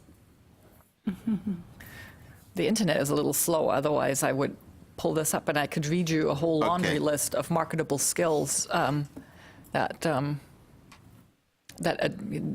fit with PhD programs. Okay. So to your point, when you are asked, you could say there's a lot of skills out there to be discussed, and I think what we need to do is figure out for us what makes sense. Okay. So, that monkey, you just kind of put it back on there. I have a question. As each institution puts together their marketable skills for each program and submits those to the coordinating board, will there ever be a time where this agency compiles all of that from all the schools, say for every engineering program? What did everybody list as the marketable skills for those? For philosophy programs, is there, so that we can see what others may have come up with? That's a good question. I am not sure. I think I'll have to look into that. Unless Jen happens to know an answer, I think that's something I'll have to look into Because and see. I would suggest maybe putting that as a second measure. So we're listing them for every program, but can we get a catalog of them at the state level? An inventory? Yeah, we can check into that. I know that there's been discussion about not wanting to compare, oh, you have 4 and you have 6. So it I'm wouldn't not want to even be a saying do it punitive. by institution. I'm just saying, don't even say what Broadly. institution they come from, just list them. Oh, okay. Yeah, we can check with different areas of the agency and sort of what their plans are rolling out forward, because it's 2020 is the goal year for that. I might also suggest that another avenue for that would be ATGS, that could not only be a session, but it could also be something to put on the website as a resource. I think there's a resources category on the ATGS website, if I'm not mistaken. So that might be another avenue.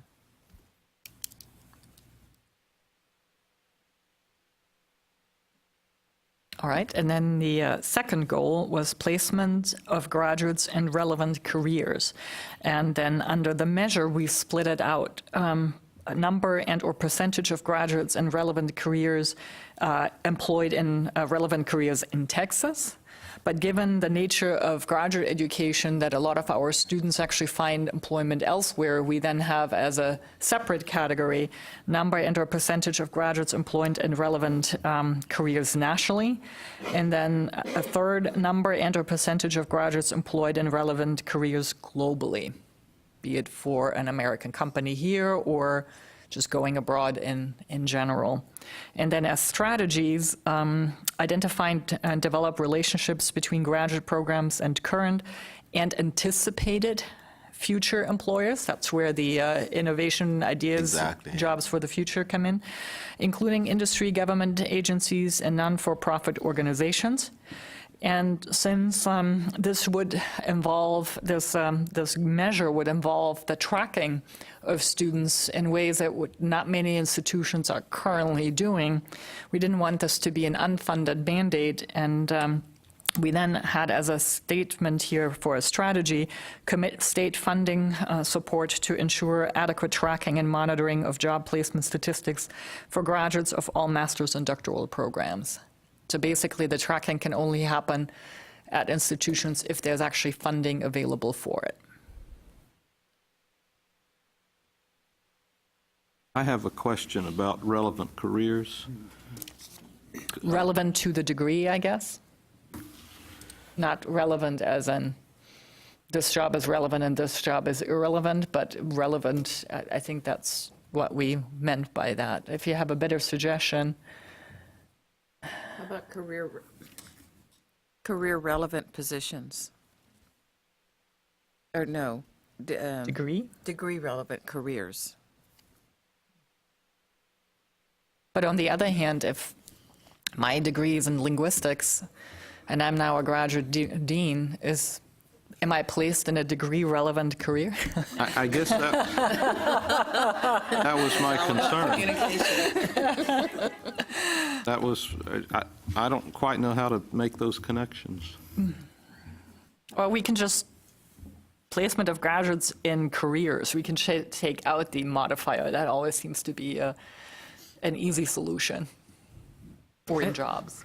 The problem, if we take out that, though, then we run into what American Bar Association has been struggling with for employment after the law degree.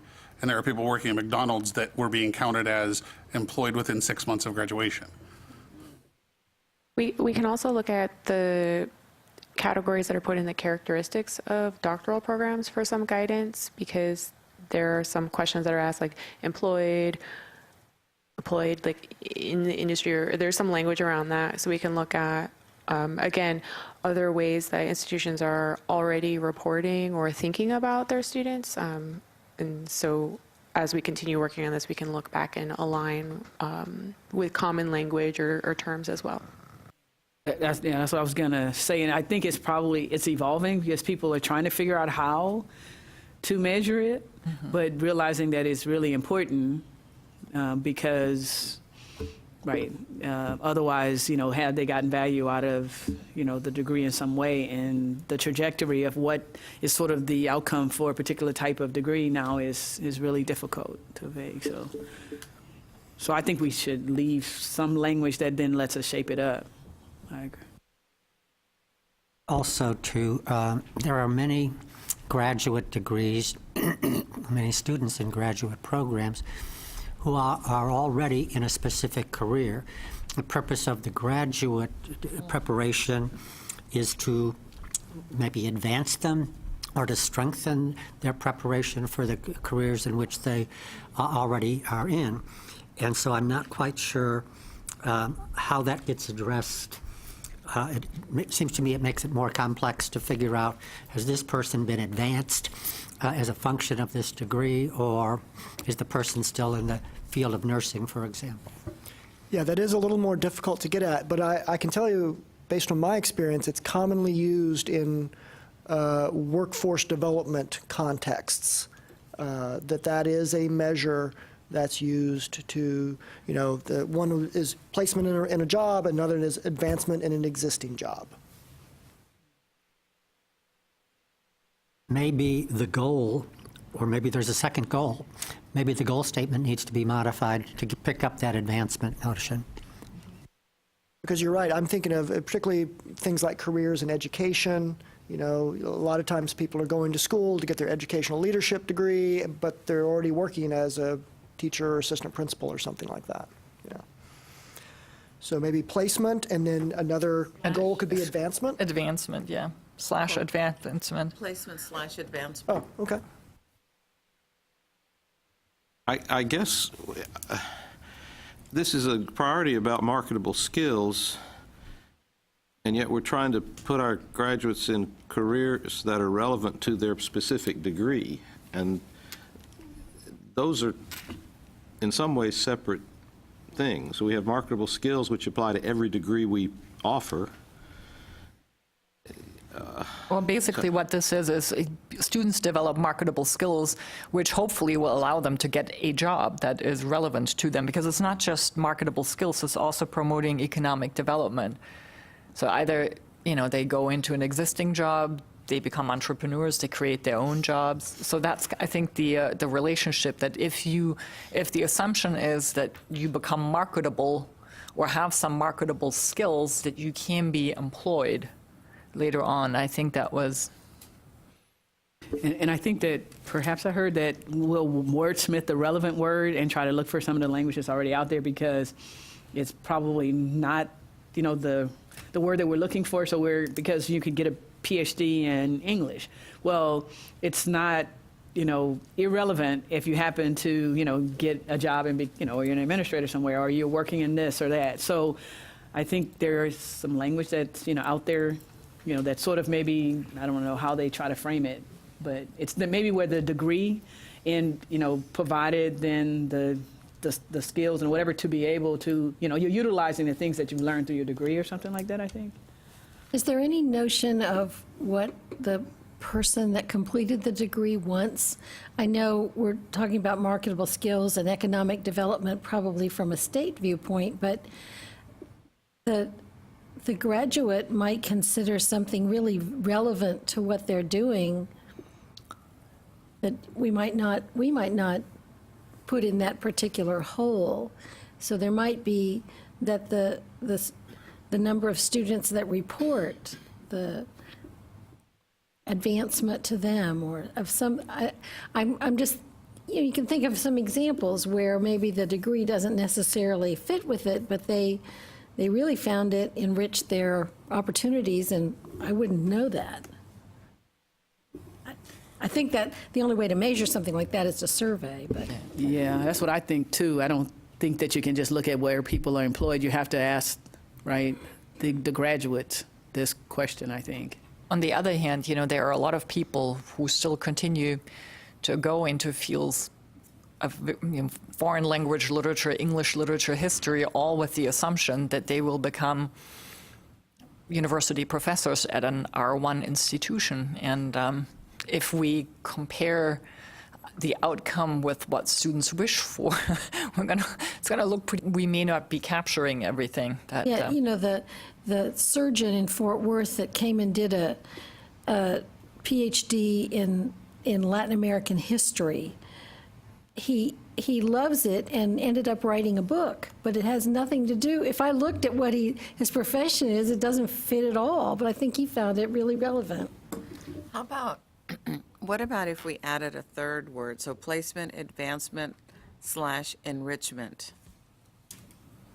Would that kind of capture point, Bonnie?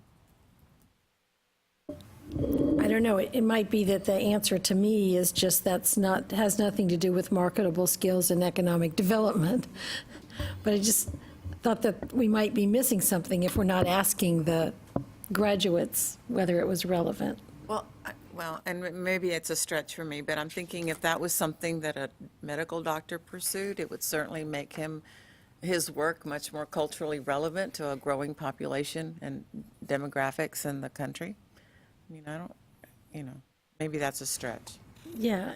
But going back to the point of some of the folks who are place-bound, they might be teachers, they might come back for a master's, they may not get an advancement, they already have a job, but maybe it enriches their work and it enriches what they have to offer to students. And that's, I guess, the context I was thinking about. And maybe this problem will be solved in how one tracks or monitors this. I mean, this is if we're going to do this, this is going to be a huge undertaking to track all the individuals, and I don't know how else one can do it other than through a survey. I guess LinkedIn, but then it's only after the fact, or other. And I know there is a big project going on right now at the Council of Graduate Schools talking about different pathways, career pathways, particularly of PhD students, and how one can track it. But and there could certainly be a question in there for the student to answer if they feel that the degree led to a meaningful, relevant, appropriate, whatever adjective you want, job or career. I think if we try to tie it to enrichment, that becomes an issue. Is it enrichment in the professional capacity or personal enrichment? And as someone who was always a tenured faculty member who went back to get a law degree because my research was science and public policy, and now I'm in a dean's office and that law degree is even more relevant to what I do, it was not why I went, and I even placed and won several bets with my first year colleagues on, I'm not going to get this degree and become a lawyer. I know what I want. And I had no illusions that I was going to change jobs, no illusions I was going to do anything, but I knew why I wanted it, and that's the enrichment piece. But on the other hand, as far as my employer goes, I'm a professor of philosophy with a PhD in philosophy, and I still need to do philosophy. And so there's a balance there between how much we want this to be about and how many people will be getting these sorts of degrees for personal enrichment, and is this initiative about that type of enrichment, or is it about the economic development and the marketable side?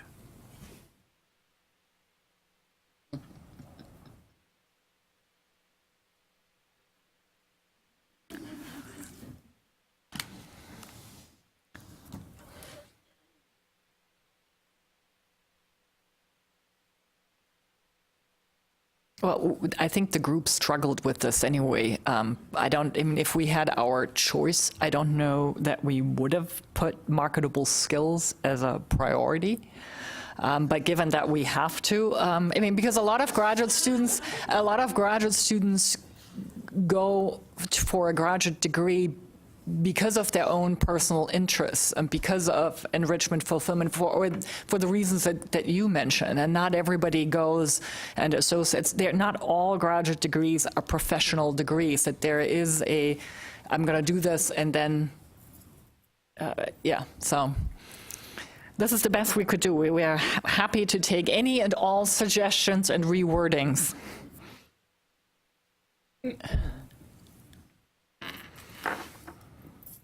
So maybe for the time being, we can say that we're going to look at some of the other documents to kind of see what language, what adjective we want in front of careers, and then take it from there. So one other goal that we then had was to create internships, and then it's or experiences abroad or related opportunities for students to gain professional experience.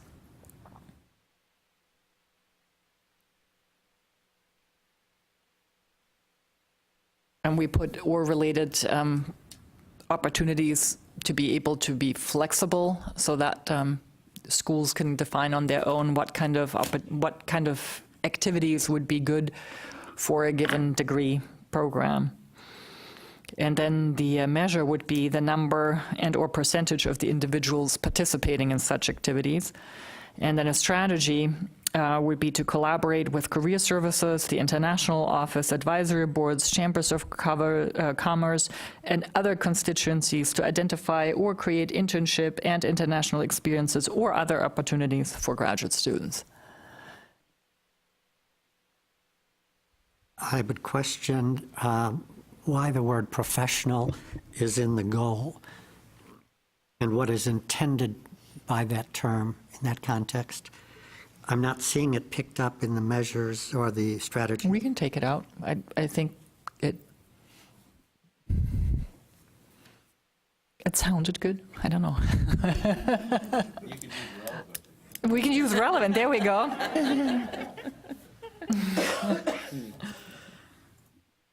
Career. Or career.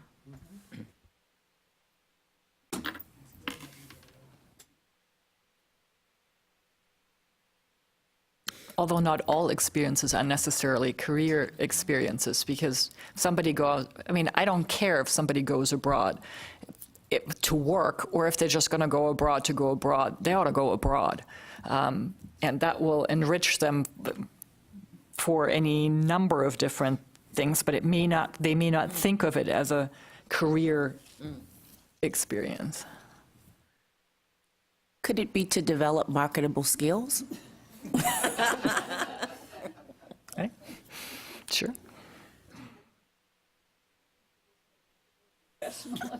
Yes. Any other comments on? All right, almost there. Number 4, to increase the number and or percentage of domestic students in STEM programs. This was something that came directly out of the RAND report as a recommendation. And I'm losing my name tag. So then the measure would be the number and or percentage of domestic students enrolled in STEM programs and the number and or percentage of domestic graduates from STEM programs. So it's not just enough to start a program, but also to complete it. In a different goal, a different priority, we had taken out the number of students enrolled. We only have the number of graduates. So the question is, do we want both here as well, or does just the number of graduates suffice? And then as strategies, we had commit funding for special support for domestic students in STEM programs. That was also something that was in the RAND report as a recommendation. And then identify existing undergraduate students or bachelor's level graduates for recruitment to graduate programs. I think these pipeline building activities a lot of institutions are already doing, but might be worth mentioning explicitly here. A question about how STEM is used here. In the conversations or in the RAND report, are health professions included in the definition of STEM being used here? I don't think so, but I don't think so, Bill. Okay. I don't think that's included. Okay. And a second observation would be under measures. In some other part of the document, I think we went with graduates as That's what I opposed was to at. enroll, and we might want to be consistent if that's what we did. That was my question, yes. I'm fine with that. So if we just have 4B and strike 4A.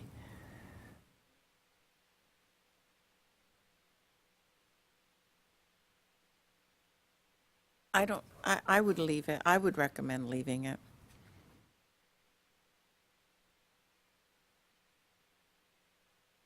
If anything, it would show success in graduating the students enrolled.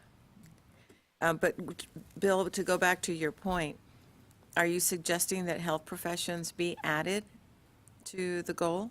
My understanding, and it may be at the federal level, that STEM included at one point in time. Health professions were added into the definition of STEM, so it was sort of STEM. STEM. Or STEAM. I like the idea of adding health professions. Separate or just slash health profession programs? Slash. Okay, I agree. So I'm just going to comment that I'm not convinced that we have an issue with getting domestic students into our health professions programs, but we can take a look at it. We definitely have an issue with the STEM fields, but we get domestic students into our health professions fields. And actually, some international students cannot participate in health graduate programs because they don't have the type of degree that is required to enter into that program if they got their undergraduate degree abroad. And Stacy, would you say all health professions are getting domestic students, or some more than others, like nursing? I'm pretty familiar with nursing and pharmacy and medicine, and they're all having fine numbers in terms of student interest, domestic students who are interested in going into those careers. Now, other fields dentistry, I'm pretty sure, is pretty domestic. Just thinking off the top of my head, public health, no. I'm going to look back to my back row. Right. They're not eligible for license. Right. So. But I think when you decide to go into the graduate non-first professional, some of those, like say for example, I mean they're not considered health professions, but they are health graduate programs or biomedical ones, and they are STEM zip codes, many of them, right? So they would then be included in the STEM, programs. I don't know, I guess some are not, but many of the science-based or biomedical science, I guess, based ones are STEM zip codes. Yeah, the SIP 26 programs you're thinking of, right? Yeah. Maybe it would be helpful, and I don't know that it would, but just an asterisk next to STEM, and then a definition someplace about what we would include.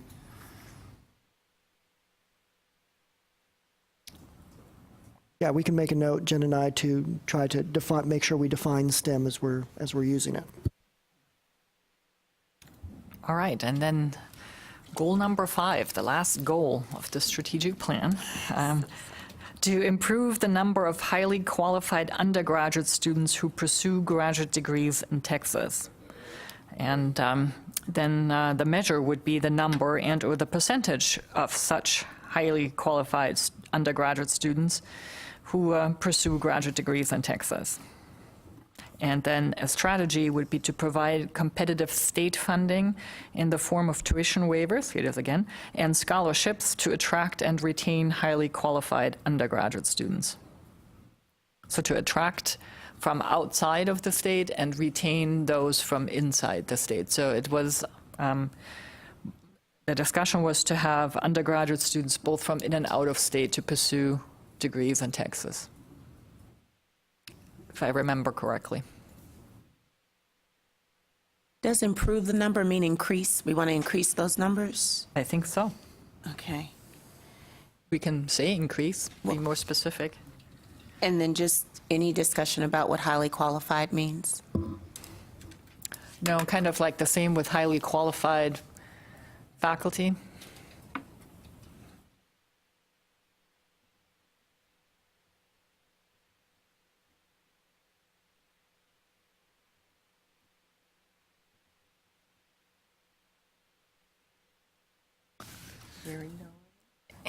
Any other comments?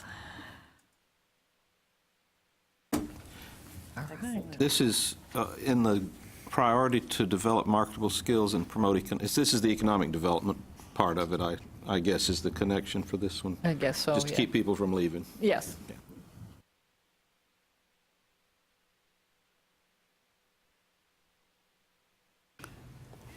I think it's also talking about since it's saying also bring in from outside, I think there seems to be perhaps a sort of suggestion of just improving the quality of the students that are in your graduate program. I think is kind of what it's also saying, though. Was that the intent? Guess so. Okay. Okay, well, thank you all for your engagement in the conversation. And so I think the next, so we won't have breakout sessions. So we're skipping number 5 since we were able to go through this as a committee as a whole. So we can move on to number 6. And so I thought maybe we'll start, and James maybe can talk about sort of the next steps in the process, and then as a result, we wanted to ask you to consider a particular action. Okay, sure. So going forward, Jen and I would take the outline that we've developed here as modified, and we'll start turning that into a narrative, to actually developing it into a narrative plan. We will draw on some data from our CBM reports and whatever other data, relevant data that we can garner, and add that in. This would be taking place, say, in June, primarily, and then in July, by July, we hope to have a developed draft. Jen and I would work with our subcommittee members to share drafts as we proceed with them and keep them informed of our progress. We might call upon them to help us address specific issues or develop certain specific sections of the text. Again, Jen and I staff here would be the primary authors, but we'll call upon the subcommittee to help as appropriate and necessary. Once we have a completed draft, we'll route it internally for the agency leadership to review, take into account their input, and then we'll put it out for public comment. That would probably be in August. We'd be putting it out for public comment to let all of your colleagues from the various institutions make comments, and then we'll have an eye to bring it to the September cause and October board agendas to get the board's blessing on the plan. And that's kind of a timeline for how we hope this will go. So what we would be asking for here is for you to just simply to delegate sort of that approval authority, or we're going to stamp this with yes, GIAC is behind this. Just delegate that to the subcommittee members so that they can work with us and we can get this done over the summer. You need a motion, James? And maybe the motion should come from a non-subcommittee member?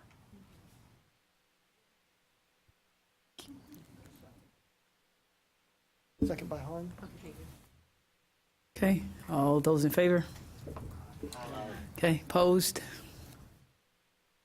Okay, well, we thank you all for your confidence. I think now that we know we're not going to be writers, we feel really good, right? Yeah. Okay, so then we had lunch, and so on to item number 8.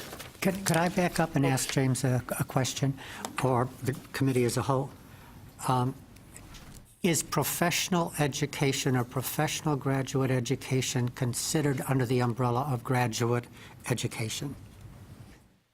In other words, do the ideas in this strategic plan apply to folks in the health science centers, people in pharmacy schools, and things like that? Yes, sir.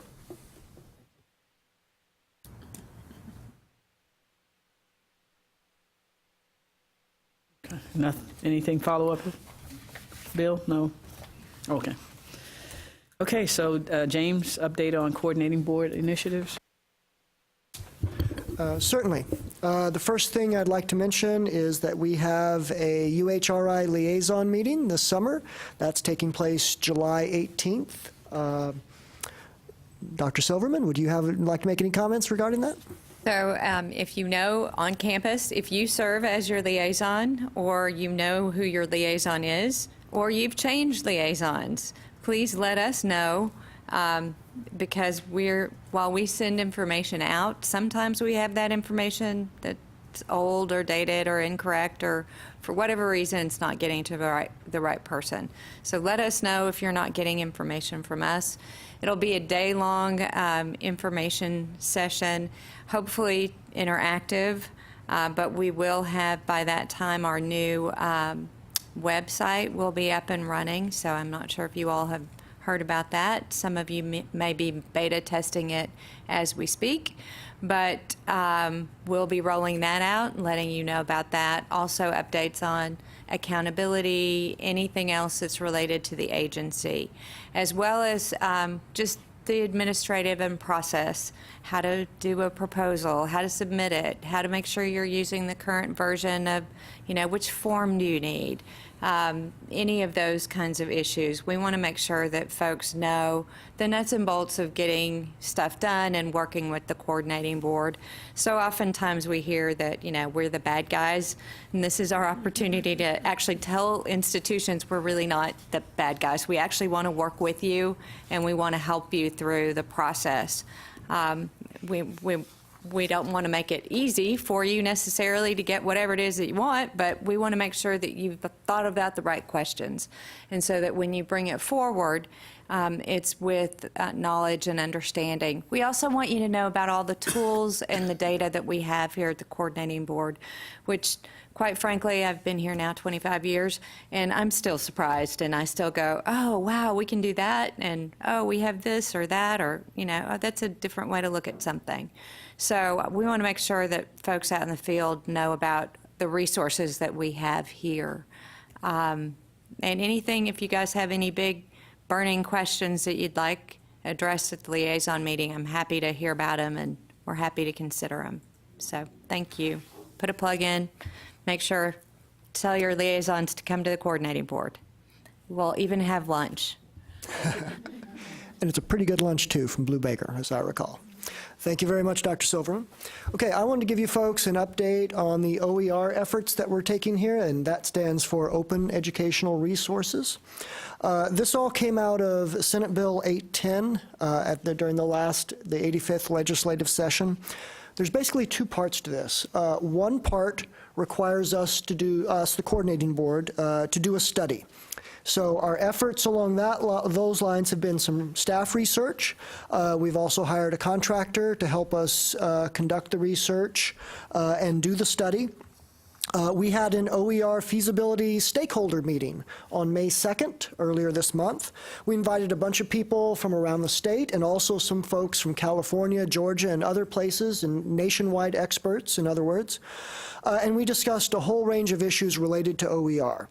The bill directs the coordinating board basically to study the feasibility of establishing a repository. So we took a good long look and had a hearty discussion over the repository issue. There's a lot of repositories out there, so we're not sure that it's necessary for us to establish a new repository, but we're going to consider all the options and put a range of options and certainly a great deal of information into the OER report once that's finalized. The other part of this bill directed the coordinating board to develop faculty grants to develop additional OER resources. These would be available to faculty at public institutions. They would involve some restrictions, that anything developed would have to truly be open to everyone and free to students. Faculty need to report on the results and how these things are adopted after they're done. We're still working on the RFA for the grant program, but that should be coming out soon. I hope this summer. We hope to issue the RFA, and there's going to be about $200,000 available. We're not yet sure of exactly how much each individual award would be, but we're thinking, because we want to spread this out and see how much we can develop, that there'll probably be relatively small, something in the $5,000 to $10,000 range approximately. But all the details will be available in the RFA once that comes out. Any questions about OER? Okay, great. Let's see. Jen, did you want to talk about the website and LTAC? Okay. Well, Stacy shared that the website will be getting a facelift, a new look, and And so that'll be happening in the summer. And with that new look, it's going to streamline a lot of the information and the pages, and also is going to have a reorganization of where some elements are to hopefully be more user-friendly from the institutions. So if you, when that rolls out and you start navigating it, if you can't find something that you think you should be able to find, you can just reach out to us and we'll be happy to direct you to where it's located or provide sort of directions on where those resources may be, or if they're not posted on the website anymore and whatnot. So we're happy to help you out with the learning curve of the new web page. The other update we had was that the Learning Technology Advisory Committee at our last GIAC meeting, Dr. Lofters came and mentioned that they've been reviewing several doctoral programs that would be offered via distance education, and that their subcommittee discusses these programs, and that the institutions come to the meeting to discuss their proposed program prior to the cause and the board consideration, and it's just another opportunity for institutions to get feedback about their distance delivery, if it's off-site or online, or a variety of modes that are different from face-to-face.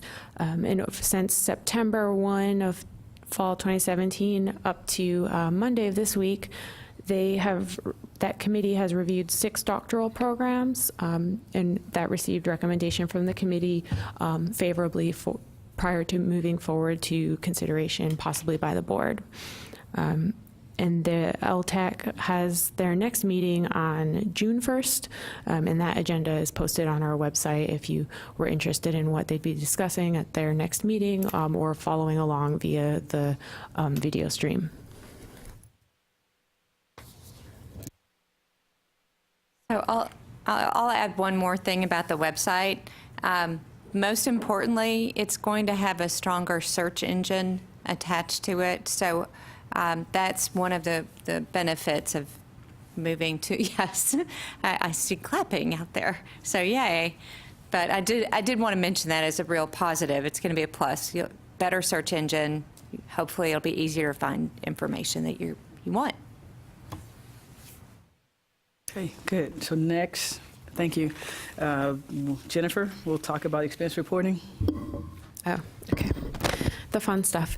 So as part of the annual report that GIAC presents to the board, we like to know how much time and fiscal resources are being put into participating in the committee.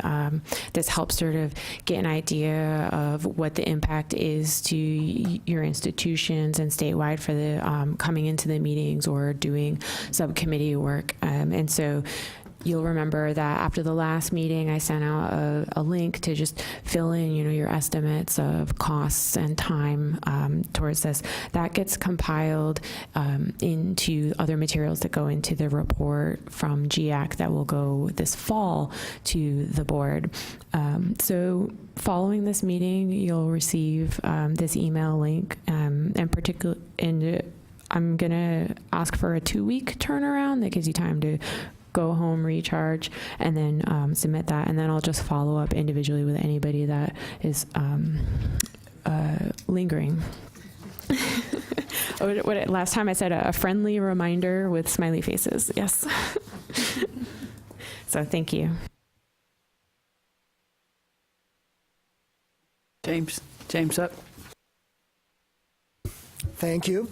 So as you know, we have 3-year rotations on this committee, and people rotate off at the end of the summer, but since this is our only a meeting until the fall, effectively now we want to go ahead and say goodbye and thank you to our departing members who you've put a lot of work into this committee. You've sacrificed time and energy to come attend the meetings, and we really appreciate that. So Carolyn, Sharon, William Kratsonis, James Lumpkin, Bonnie, Les, Ryle on the phone, and our last student representative, Arabi Nagasunder.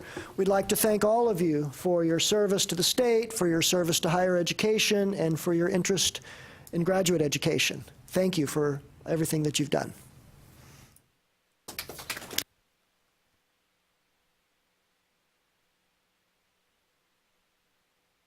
Okay, so our last item is a discussion of future agenda items. And so as James mentioned earlier, the thought is, am I right? Sorry. Some reason Joanne is not on the list, and I know that Joanne is not only departing the committee, she is now going on to a well-deserved retirement. Well, not exactly No? retirement. No? I actually won't be that disconnected from the graduate education community. I'll be dean in residence at the Council of Graduate Schools. Oh, effective wonderful, August. wonderful. Just a second.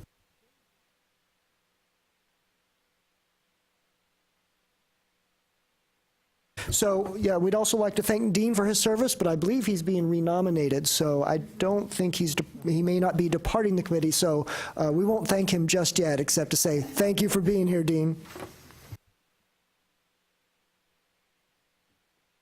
Okay, so future agenda items. So we talked earlier about the fact that the strategic plan will be wrapped up this summer. And so what we'd like to do to, in the next few minutes is really get some ideas on some big topics of discussion for the upcoming meetings in fall and spring of this year.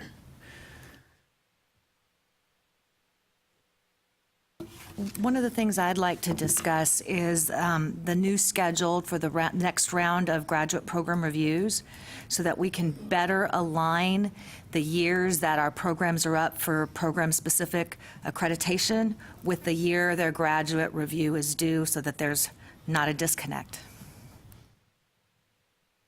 Great idea, Blanca. Thank you.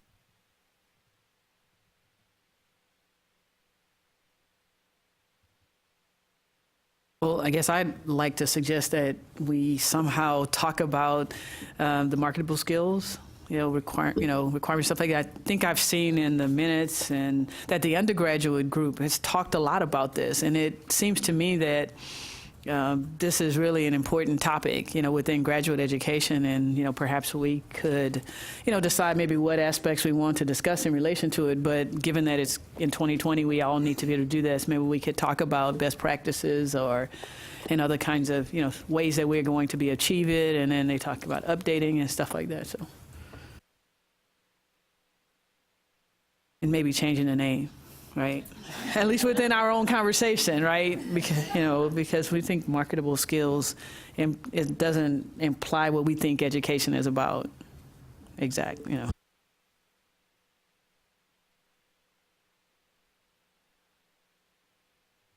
Related to that, would it be appropriate to have discussions on the value of graduate education, what it contributes? Or are people convinced it's of value?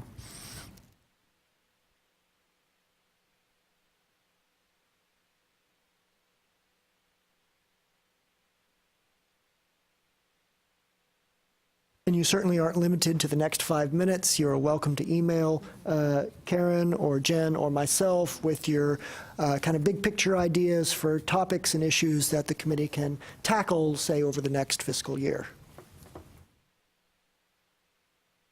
One other topic I guess I would wonder is, so I'm sort of curious, we're putting recommendations, there maybe are recommendations sort of within the strategic plan, and, do we have a role at all in, sort of, not advocating, but perhaps, putting forth suggestions as to ways that, those things might, come to fruition or anything? Is that sort of within our purview? Educating, right? Educating, yes. I'd like to recommend too any efforts the committee can make into looking into preparation for what might be called the alternative academic career route, because I'm seeing more and more of an effort, particularly at my institution, but also nationwide to. I believe one of my colleagues mentioned earlier that a lot of people go into graduate programs assuming they're going to be faculty members tenure track faculty members at Research One universities, and that it just isn't the case, I think, for a lot of current graduates. So any effort that we can make as a committee to better the state of Texas graduate preparation in that arena would be appreciated. Sarah Lynn, are you thinking there specifically of employment outcomes? I am, yes. Okay. That just helps me take accurate notes here. So are you thinking about employment outcomes that are sort of alternatives, meaning alternatives to just the traditional academia, I'm going to go out and seek a tenure track job somewhere? Exactly, yes. Got it. Thank you.